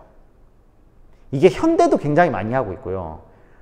이게 테슬라도 이걸 되게 오랫동안 해왔고 현대는 삼성도 이런 걸 되게 많이 했어요. 그러니까 실제로 공장에 이 모든 거를 그대로 3D 카피를 뜨는 거야. 3D 3차원 공간에다가 이거를 재구성을 해놔요. 재구성을 해서 공장이 만들어지기 전에 동선, 이 생산 작업자들의 움직임, 혹은 뭐 이 제품이 왔다 갔다 하는 이런 모든 이 물류, 이 공장 내 부품 프로세스, 이 생산 공정에 대한 프로세스, 이런 거를 전부 다 3D화 해가지고 3D 디지털화 하는 거예요. 디지털 공간에다가 카피를 떠나. 그 다음에 여러 가지 인공지능 방식으로 옵티마이제이션을 하는 거예요. 그래서 쫙 돌려봤더니 여긴 이런 문제가 있고 여긴 이런 문제가 있고 여긴 이런 문제가 있더라. 3D 게임 하는 거랑 똑같은 거예요. 그 안에서 일어나는 일이기 때문에 고치는 거 순식간이잖아. 그냥 바로 고쳐버리면 되잖아요. 만약에 작업자 높이가 낮아서 효율이 떨어지더라. 아니면 이 라인, 여기서 여기까지 갖다 줘야 된다고 생각을 해서 라인을 짰는데 그렇지가 않은 것 같더라. 그래서 실제로 고치려면 실제 공장을 고쳐야 되잖아요. 그럼 비용이 계속 들잖아. 근데 얘네들은 이 디지털 트윈을 똑같이 만들어 놓고 거기서 그냥 최적화를 해버리는 거예요.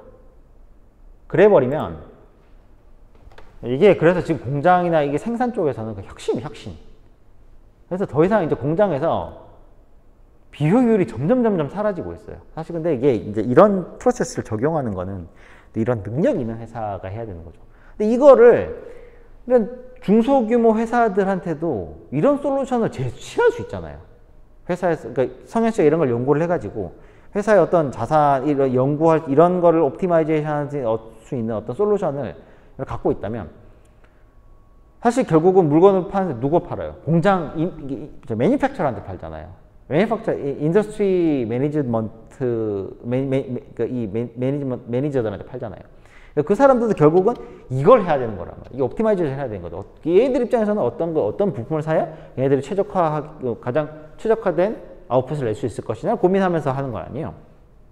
여러 가지 나오죠. 그러니까 실제 창고를 운영하는데 창고에서 이런저런 문제가 있을 수 있으니 어떤 동선도 보고 어떤 위험이 잠재되고 여기서 만약에 이렇게 동선을 짰을 때 어떤 위험이 몇 퍼센트 확률로 위험이 있고 그러니까 위험하니까 이제 라인을 새로 짜버린 거예요. 이런 식으로 다 최적화를 한 다음에 이제 공장을 들어가는 거지. 어쨌든 말씀드린 돌아가서 성현 씨네 회사가 이제 만약에 그런 솔루션을 이제 확보를 했다면 그런 거를 얘네들한테 제시할 수 있는 거잖아요. 그러니까 완전히 제품 얘네들 라인 다 있고 모든 게 다 있는 상황에서는 뭐 제품 갖다 준 것밖에 없겠죠. 근데 점점 이 회사의 신뢰가 점점 생기면 아까처럼 퍼포즈만 갖고 있는 상황에서 접근할 수가 있는 거지. 우리는 퍼포즈만, 그러니까 우리 이걸 해야 되는데 무슨 기계가 들어가야 될지도 모르겠고 어떤 형태의 생산 기술 공정이 들어가야 될지 모르겠어. 그러면 성현 씨의 연구가 이런 데 적용될 수 있는 거야. 우리가 옵티마이저 딱 해봤는데 이런 형태로 이 생산 공정을 최적화할 수 있을 거야. 그러면 우리 제품 이거랑 같이 우리 다 솔루션으로 갖다 줄게. 이 공정 통째를 해당 공정에 들어간 부품을 주는 게 아니라 그 생산 기술의 부품을 주는 게 아니라 해당 공정 자체, 요 한 공정을 최적화해버린 거지. 그래서 이 공정에 들어가는 모든 제품 솔루션을 패키지로 지원할 수도 있는 거잖아요. 이건 이제 제가 성현 씨 입장에서 생각을 해봤어요. 그러니까 그런 식으로 연구를 할 수 있지 않을까 하는 거고. 또 하나는 이런 게 있어요. 이게 이제 리서치 논문이에요. 이건 리서치 논문인데 리서치 논문 이 정도는 돼야 이제 이제 좀 제대로 된 리서치 논문이다라고 얘기할 수 있는데, 보통 리서치 논문이 보기 어렵습니다. 왜냐하면 수백 개의 레퍼런스들이 동반되기 때문에 보기 정말 어려워요. 그래서 리서치 논문들은 내용도 중요한데 이게 어디서 출판되는지가 되게 중요합니다. 이거 찾아보세요. 이 저널도 이제 공신력이 있는 저널입니다. 이 논문이 당연히 지금 영어 들이밀면 당연히 머리 안 들어오겠죠. 하지만 우리는 기술이 있습니다. 그죠? 예. 번역 쫙 해버리면 바로 그냥 번역해버립니다. 그죠? 예. 이게 어떤 거냐, 구매 및 공급 관리에서 이제 채식이도 혼합 방법 검토. 이게 독일 분이 썼어요. 이 두 분 다 어떤 대학 교수시고 물류 쪽 SCM이나 PSM 관련된 쪽 연구하시는 분들이더라고요. 이 연구가 뭐냐면은 최근에 수많은 저널들의 출판물을 봤다. 이 이제 매니팩처링, 이제 인더스트리 쪽에서의 이제 어떤 이 전체적인 이 논문 출판의 트렌드를 내가 다 한번 봤다. 다 연구를 해서 다 이게 논문들을 다 우리가 이제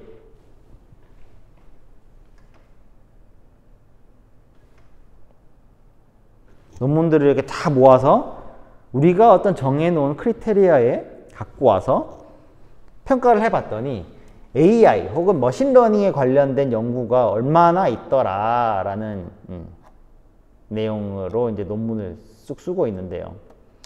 자, 논문을 보실 때요. 논문을 보시는 이제 이 요령이 좀 있습니다. 논문은 아까 제가 얘기했던 것처럼 뭘로 돼 있어요? 인트로덕션, 그 다음에 thesis, 그 다음에 아이디어, 그 다음에 내 연구 내용, 그 다음에 결론, 이런 식으로 쭉 나가죠. 그러면은 세 번째, 내 지금 CTS가 언제 나와요? 세 번째 나오죠. 그러면 첫 번째 인트로덕션, 첫 번째 소개죠. 두 번째가 뭐겠어요? 두 번째가 이론적 배경, 파운데이션 나오죠. 파운데이션 나오고, 세 번째가 뭐예요? 자, 나는 어떻게 연구를 했다. 이 연구를 하기 위해서 이 논문은 어때요? 리서치 논문이기 때문에 수많은 리서치 논문들을 수집을 해야 돼요. 그죠? 수집을 하기 위한 방법들에 대한 방법론을 여기 제시하고 있습니다. 프리스마라고 저도 이제 여기서 알았는데, 보고서를 쓰기 위한 정형화된 국제 표준 같은 거더라고요. 예.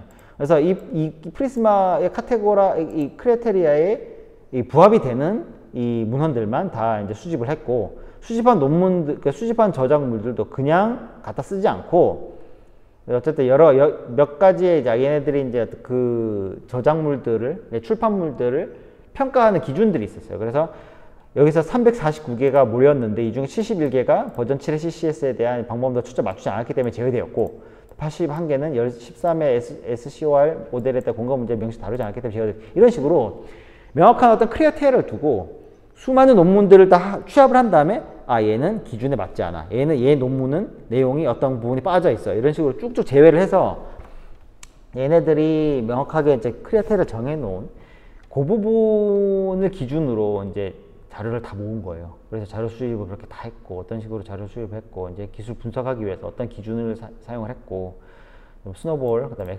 IEEE Explorer, 그 다음에 뭐 구글 스콜러 있죠. 그죠? 그래서 사이언스 다이렉트, 뭐 이런 식으로. 여기 이제 아까 얘기했던 것처럼 논문들이 모이는 그런 데이터베이스들이 있어요. 이 저명한 그런 이제 협회들이나 이제 협회나 어떤 이 저널들 기준으로 그런 논문들이 모이는 이런 게 있습니다. 그래서 거기서 긁어왔고, 뭐 이제 여기서 278개 국어를 긁었는데 그 중에 이제 우리가 쓸 수 있는 게 44개더라. IEEE에서 31개만 한 개밖에 못 쓰겠더라. 뭐 이런 식으로 쭉 해가지고 아카데믹, 인기는 약간 좀 이건 약간 좀 뭐 이런 거죠. 아카이브 같은 데서 이게 아카이브라는 게, 여러분 아카이브라는 거 들어봤습니까? 아카이브라는 게 뭐냐면, 아카이브라는 비영리 논문 데이터베이스가 있어요. 여기는 뭐냐면은 내가 논문을 썼어요. 논문을 쓰기 위해서 논문 썼죠. 그럼 출판을 해야 되겠죠. 어떤 저널 출판하면 그 저널의 어떤 피어 리뷰어들이 리뷰를 하겠죠. 그 교수, 아까 쭉 설명드린 것처럼 리뷰어들이 리뷰를 한단 말이에요. 리뷰하기 전에 여기다 올리는 거예요. 예. 이제 이런 거죠. 여기 올라왔다 그러면 일반적으로 사람들 좀 저거 하는 게 뭐냐면, 이거는 내가 리뷰를 하긴 할 건데 누가 봐도 이거는 브레이크스루야. 누가 봐도 이거는 인기가 있을 수 있어. 여러 가지 다른 의도들도 있습니다. 뭐 주가 올리기 위한 그런 것들도 있고 여러 가지 있는데, 아카이브라는 코넬 대학에서 운영하는 비영리 데이터베이스입니다. 여기다가 이제 여러분들의 논문을 여기다 올릴 수 있어요. 근데 막 올릴 수는 없어요. 막을 수는 없는데, 그래서 여러 가지 그렇게 있습니다. 어쨌든 그래서 그런 게 있다는 건 알아두시면 좋고, 어쨌든 그래서 어디나 그래서 그런 데서 이제 데이터를 가져온 거지. 제 생각에 인기가 막 그런 데지 않을까요? 제가 다 보진 않았거든요. 내용이 엄청 나가지고. 예. 한글로 번역하니까 좀 볼만하네. 예. 그래서 어쨌든 이런 식으로 해서 이제 얘네들을 쭉 해봤더니 각 연구 분야들 있죠. IT 인텔리전스 시스템, 뭐 저널 오브 컴퓨팅, 시빌 엔지니어링, 또 애널리시스 오브 오퍼레이션 리서치, 뭐 쭉 수많은 이제 좀 얘네들이 이제 좀 크레텔에 들어간 좀 저명한 저널들인 거죠. 저널들에서 보니까 AI나 머신러닝 관련된 출판이 1개, 2개, 3개, 4개, 몇 개 안 돼, 사실 보니까. 그죠? 네, 몇 개 안 되는데, 여하튼, 여기 논문을 보시면은, AI나 이제 머신러닝 쪽이, 머신러닝이 노란색인 거죠. 이렇게 올라가다가, 2009년, 2017년까지 피크를 쳤다가, 2014년에서 2018까지 뚝 떨어져요. 뚝 떨어지다가, 다시 또 올라오는 경향. 그 다음에 또 AI는 어때요? AI는 쭉 올라가고 지금 계속 또 2028, 그러니까 머신러닝이 줄고 AI가 확 늘죠. 이게 좀 제가 생각했던 것처럼 머신러닝을 하던 거를 이제 그냥 AI가 다 바뀌어버리는 그런 트렌드가 이미 있었죠. 그죠? 이게 지금 그래서 이제 결과가 나오고 있는 겁니다. 2014년, 2018년에 나왔던 그 연구들이 이제 회사들이 이제 그 연구를 보고 만들어 본 거지. 만들어 봐서 2020년부터 2024년 이제 챗GPT4 이런 걸로 결과가 나온 겁니다. 하여튼. 그런 걸로 이제 이 사람들이 여기 물류나 이런 쪽 인더스트리가 좀 다르니까요, 그죠? 예. 그래서 어쨌든 이런 형태로 한번 보세요. 이 논문 한번 보세요. 이 논문 제가 다 보진 않았는데 보통 논문을 볼 때요. 논문을 보는 요령이 어떤 거냐면 방금 제가 보여드린 것처럼 제가 이 분야를 알아. 내가 이 분야를 안단 말이야. 내가 분야를 알면 내가 굳이 1, 2를 봐야 될까? 필요 없잖아. 1, 2 안 봐도 돼. 어차피 1이랑 2는 내가 아는 내용이니까. 지금 내가 이 시장 트렌드도 알고 있으니까. 그럼 어때? 3부터 보면 돼요. 3부터. 얘가 뭘 했는지. 이 새끼 뭐 했지? 볼 수 있어요. 3도 뭐 만약에 내가 대충 다 아는 내용이야. 그럼 3도 쭉 내려갈 수 있어요. 3 중에 이제 내가 내가 어떻게 이제 연구를 했는지의 내용이 나오겠죠. 내가 이제 연구를 하기 위해서 이제 클러스터에 하기 위해서 얘들 이제 정량화 하기 위해서 이제 자기네들 수식이 이런 정량화된 어떤 방법론을 제시한 거잖아요. 각 논문들을 다 모아서 각 논문들의 이 키워드나 내용들을 평가하기 위한 이런 정량화된 수식을 사용했죠. 얘네들 제시를 하는 겁니다. 그죠? 그래서 이런 걸 볼 수 있는 거죠. 애들은 이 모인 클러스터들을 이게 표준 편차를 어떻게 계산했냐 이런 식으로 나온 거죠. 볼 수 있는 거지. 수집 3, FC가 무슨 뜻이냐? 보통 논문에서는 해당 레퍼런스에 대한 내용들은 다 제시를 합니다. 찾아보면 다 있어요. 얘는 삼각측량으로 되어 있는데 내 생각에는 이게 삼각측량이라는 게 결국은 제가 보기 2005을 얘기하는 것 같아. 논문 원본을 보자. 3.5.1이었나요?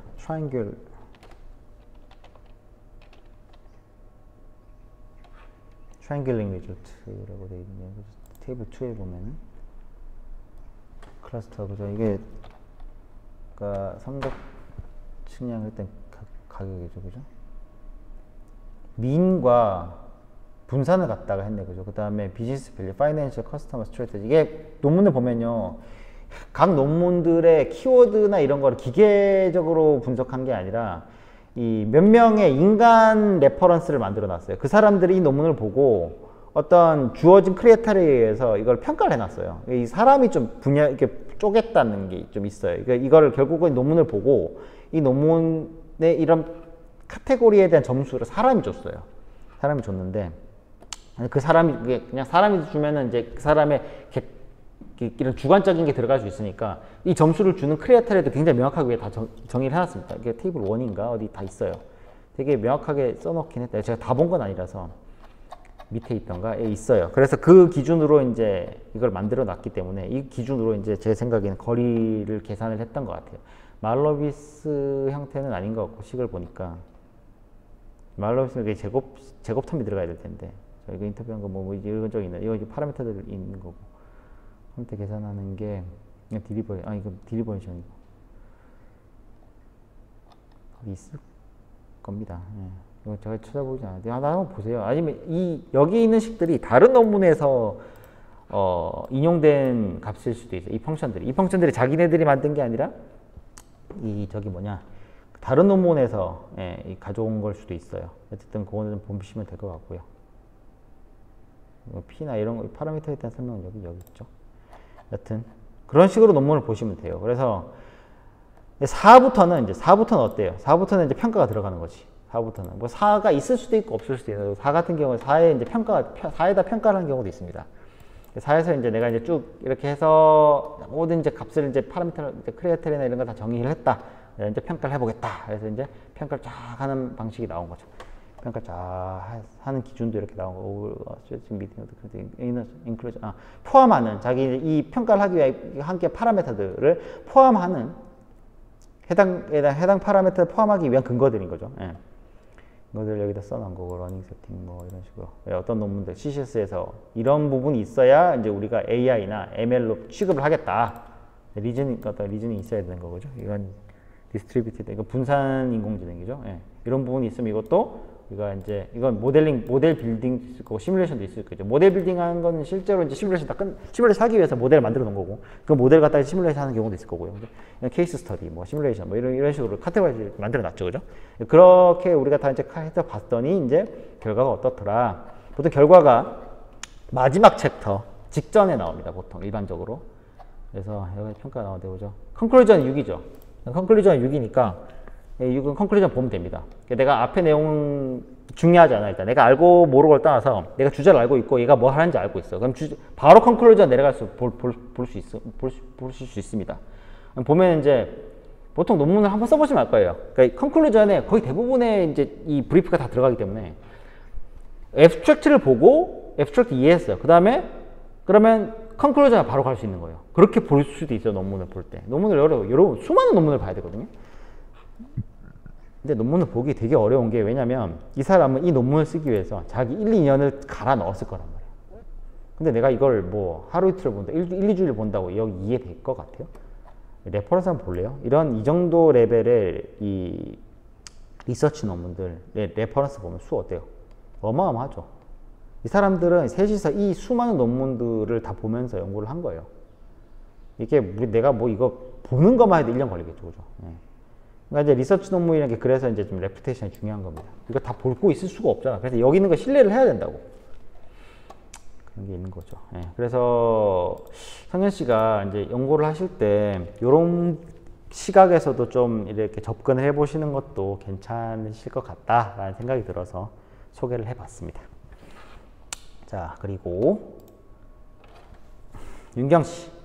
윤경 씨 쪽은 오히려 이 주제가 좀 명확해요. 그러니까 윤경 씨가 뭘 하고 싶어 하시는지는 사실 잘 모르겠어요. 뭐 어떤 연구를 하실지 모르겠지만 이쪽은 케이스 스터디나 이제 이게 좀 정량하기 쉬워요. 왜냐면 이게 좀 통계 영역이거든요. 이게 통계 영역인데 이제 기존까지는 이제 통계 영역으로만 접근하기 어려운 뿐이었고, 왜냐면 그 통계라는 정량적인 평가를 다 인간들이 해왔기 때문에 굉장히 어려웠는데, 이제 우리 기계학습, 머신러닝이나 이게 머신러닝이나 이제 딥러닝 방식이나 이런 게 있기 때문에 이게 자동화될 수 있거든요. 그래서 이제 무지막지한 속도로 이제 이게 정량화가 될 겁니다. 그래서 이제 이쪽 관련돼서는 여러 가지 이제 연구 주제가 있을 수 있죠. 예. 누구를 상대하냐? 콜이에요, 콜. 콜인데 이게 코푸스나 이제 뭐 이런, 그러니까 코푸스도 알고 계실 거고, 그 다음에 코푸스화된,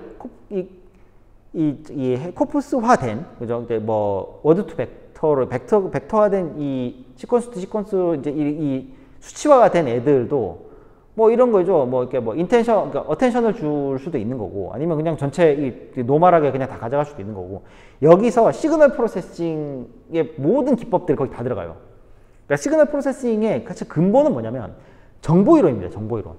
해당 워드에 해당 빈도수에 얼마나 많은 엔트로피가 있느냐. 엔트로피 식 아시잖아요. 예. 그런 식으로 정량화할 수 있거든요.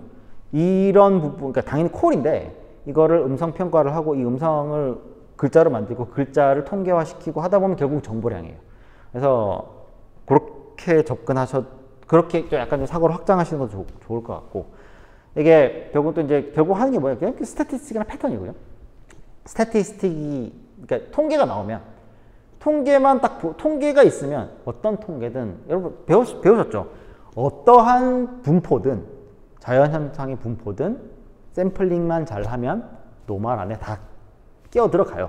노말 안에 들어가는 건 뭐예요? 패턴 이미 나왔잖아요, 그죠? 그래서 패터닝이 다 가능합니다. 예. 이렇게 샘플링만 잘하면.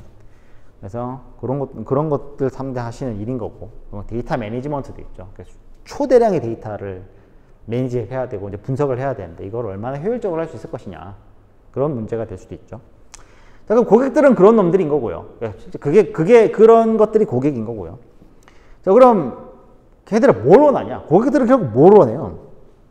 우리나라, 저도 이제 통신 쪽, 전화 쪽 일을 하고 있기 때문에 어느 정도 감은 좀 잡는데, 얘네들이 솔루션을 원하는 고객들이 있습니다. 그러니까 우리가 만약에 이제 콜센터를 할 거야. 콜센터를 하기 위해서는 여러 가지가 필요하죠. IVR도 필요하고, 뭐 분기도 필요하고, 녹음도 필요하고, 뭐 여러 가지가 필요하단 말이에요. 그러니까 뭐 콜백, 문자 날리는 거, 뭐 이런 가지 시스템 있잖아요. 그런 걸 하기 위해서 이 회사가 이제 서버를 만들고 API를 사용해서 그 솔루션을 제공하는 서버에다 들러붙어서 사용을 할 거 아니에요. 뭐 클라우드가 될 수도 있고, 아니면 뭐 스탠더드로 될 수도 있고, 뭐 온프리미스 될 수도 있고. 서버를 사용하기 위한 어떤 API나 이런 것들을 제공할 수 있잖아요. 그런 거를 이제 그런 솔루션을 원할 수 있어요. 그럼 뭐 나는 이 기능을 쓰고 싶어, 이 기능을 쓰고 싶어 해서 해당 각 기능의 솔루션을 원하는 고객일 수도 있고요. 어떤 고객은 그냥 돈만 많아, 그냥 플랫폼을 줘, 그냥 니네 플랫폼을 줘, 이런 고객들이 있죠, 그죠? 그러면 이 윤경 씨네 회사에서 뭘 줘야 되나, 결국 얘네들한테 뭘 줄 수 있느냐. 결국은 지금 제 생각엔 아마 한 10년 안에는 이게 이제 결국은 디지털화된 이 인간형 이 콜센터 리시버가 될 거라고 생각을 하는데, 저는 좀 이제 요건 좀 이제 윤경 씨나 이제 좀 생각을 좀 많이 해봐야 되는 것 같긴 해요. 그래서 필드 케이스를 쭉 봤더니 이 데이터 코프스 관련해서 데이터셋들이 굉장히 많아요. 되게 많고, 뭐 이건 잘 아실 것 같긴 해서 지나는 갈게요. 근데 뭐 일단 혹시나 도움이 될 수 있을 것 같아서 일단 데이터로는 넣어놨습니다. 그래서 뭐 여러 가지 데이터셋들이 있는데, 뭐 예를 들어서 한국 자연의 데이터셋, 여기서 제가 참조를 했는데요. 보면은 뭐 이제 분류 형태로, 그죠? 의도나 감성을 일단 분류가 주제가 될 수 있어요. 그래서 어쨌든 레이블이 필요하잖아요, 결국은. 기계는 감정이 없으니까요. 학습된 감정도 없고, 감정을 학습시키는 방법도 모르니까, 우리는. 그래서 어떤 이 글에 대한, 특히 한국어니까, 한국에 대한 이 데이터셋이 필요해요. 근데 유사도 필요하고요, 그죠? 얼마나 닮아 있느냐, 그죠? 각 말들이, 그죠? 이런 두 개죠, 이런 거. 저도 이번에 공부를 하면서 좀 많이 배웠거든요. 예. 이런 것도 있고, 또 질의응답한 데이터들이 또 필요합니다, 그죠? 질의응답했던 전체 이 시퀀스들이 필요하기도 하고, 상식도 있고, 대화 모델도 이런 데이터들이 있더라고요. 이런 것들이 이제 실제로 이제 필드에서 데이터와 베이스화돼서 제공이 되고 있고요. 또 두 번째는 또 요 논문이 있는데, 요 논문도 제가 찾아봤는데, 이 논문도 이 저널도 꽤 저명한 이 저널이었습니다. Annals of Operations Research도 몰랐는데 이런 데가 있더라고요. 그래서 여기서 이제 되게 명확하게 콜센터 케이스들을 기반으로 어텐션 딥모델, 어텐티브 딥뉴럴 모델을 제시를 해가지고 이제 실제로 어떻게 이 콜센터의 이 서비스 품질이 향상될 수 있느냐에 대해서 연구를 해놨더라고요. 이 내용도 굉장히 좋아요. 저도 다 읽어보진 않았는데, 전체적으로 이제 아까 설명드렸던 것처럼 이제 논문을 빨리 읽고 효과적으로 읽기 위한 이 팁이 항상 무조건 애브스트랙트에서 봐요. 애브스트랙트가 전체 논문에 전체 내용이 다 들어가야 됩니다. 여러분 논문 쓰실 때 그렇게 하셔야 돼요. 애브스트랙트에 내 전체 논문에 이 브리프가 다 들어가야 돼요. 뭐 무슨 문제가 있고 이런 문제를 이렇게 해결할 수 있을 것 같아서 연구를 해봤더니 이런 결과가 나왔다. 예, 보세요. 참여합니다. 그죠? 이게 파운데이션이죠. 지금 있는 것들. 그래서 내가 뭘 했어? 뭘 해봤는데 이런 문제가 있더라. 그래서 뭐가 필요해서 이걸 해봤고 이런 걸 해봤더니 이런 결과가 나왔다. 그죠? 그럼 여러분들이 논문을 볼 때 애프스트랙트 먼저 봐. 애프스트랙트 먼저 보고 내가 공부하고 연구하고자 하는데 도움이 될까 안 될까를 여기서 바로 볼 수 있죠. 그래서 이걸 보고 그럼 내가 이 내용에 되게 익숙해. 그러면 내가 얘가 뭘 했는지 모르겠고 나는 결과부터 보고 싶어. 그럼 이제 쭉 내려가서 5나 6, 그죠? 컨클루션으로 가는 거지. 결과부터 보는 거예요. 이건 결론, 여기 있죠, 결론. 그래서 바로 결론 보는 거지. 이렇게 봐도 되고요. 혹은 이 새끼가 뭘 했는지 모르겠어. 궁금하잖아. 메서드를 한번 보러 가는 거죠. 얘는 무슨 방법으로 3부터 자기 방식이 나오죠. 챕터 3부터 항상. 3부터 자기 방법이 나오니까 어떤 방식으로 했고 얘도 똑같이 사람을 좀 썼어요. 레이블링 할 때. 왜냐면 되게 화내면서 받았는데 결과가 잘 나올 수도 있잖아요. 그런 걸 수도 있고 되게 부드럽게 편안한 어조나 단어 톤으로 얘기를 했지만 결국 문제 해결 안 됐을 수도 있어요. 그래서 이거는 사람이 이제 전체 좀 레이블링을 좀 했어. 레이블을 좀 했고 하여튼 그래서 여기서 여러 가지 이제 방식으로 이제 여러 가지 이제 데이터를 이제 막 모델을 써봤어요. 얘네들은 이제 여러 가지 모델을 써봤고 모델 이게 좀 얘네들 시계열 관련한 데 LSTM 좀 활용했다고 이렇게 나오더라고요. 나와서 그래서 이런 식으로 데이터를 이제 모델링을 했고 그래서 이게 했더라고요. 이런 식으로 번역이 수준이 너무 좋아요. 요새. 그러니까 내가 전문적인 어떤 용어의 오번역만 내가 그런 센스만 있으면은 논문 보기 요즘 정말 좋아졌어요. 예전에는 번역하면 무슨 말인지 하나도 못 알아듣겠었거든. 근데 요즘은 되게 좋아요. 그래서 그렇게 보시면 될 것 같고 그런 형태로 이런 수많은 필드 케이스들이 많이 있어요. 그래서 이런 형태로 또 이런 쪽으로도 좀 연구의 주제 방향을 확장해 보시는 것도 나쁘지 않을 것 같습니다. 라고 생각해서 넣었습니다. 그래서 내용 사실 뭐 제가 설명한 내용은 별로 없는 것 같긴 한데 논문을 여러분 이제 준비를 빨리 하셔야 돼요. 이제 이게 시간이 진짜 많이 걸리거든. 은근히 해보면요. 뭐 제가 뭐 지도교수 잘 만나서 지도교수님한테 뭐 다 맡겨놓고 뭐 해주세요 막 이렇게 해가지고 할 수 있겠죠.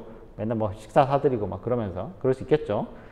근데 광운대 교수님들은 그렇게 호락호락하지 넘어가지진 않아요. 최소한 내가 뭔가 해야 돼요. 뭔가 좀 증명을 해내야 되고 그게 좀 필요하고요. 그래서 시간 많이 걸리기 때문에 여러분 주제를 이번 방학 때 빨리 정하셔야 될 겁니다. 주제 빨리 정해서 지도교수를 빨리 찾으세요. 지도교수를 빨리 찾으시고 주석은이 교수님께 가서 내 테시스를 이제 좀 리뷰를 해달라고 요청을 또 하셔야 될 거고 이게 되냐 안 되냐. 그러니까 되냐 안 되냐도 중요해요. 만약 안 되면 다시 해야 되잖아.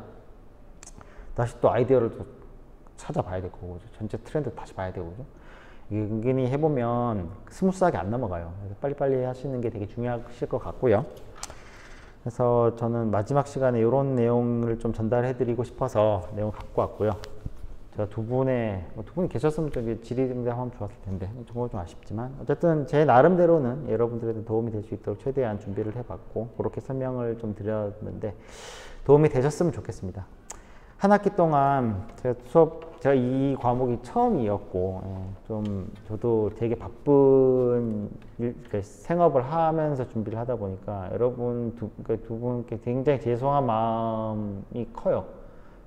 제가 제대로 가르쳐 드렸어야 되는데 많이 부족한 부분밖에 없었고 또 막 내용을 어렵게 나가냐 쉽게 나가냐 이런 거 고민하다가 뭐 제대로 아무것도 못한 날도 많았고요. 그런 부분 좀 죄송하긴 한데 여튼 한 학기 동안 여러분 두 분께서 열심히 또 공부 때 많이 따라와 주셨고요. 여러분 좋게만 봐주셔서 진심으로 감사드립니다. 여튼 다음 주 어쨌든 뭐 모임 수업이라고 하잖아요. 제가 다음 주에 있을 수 있을지 모르겠는데 일단 나오려고 노력은 할게요. 근데 만약에 못 나오는 경우를 대비해서 인사를 오늘 드리겠습니다. 한 학기 고생 많으셨고요. 다음 학기에도 제가 좋은 수업 만들어서 또 뵐 수 있으면 좋겠습니다. 한 학기 고생 많으셨습니다.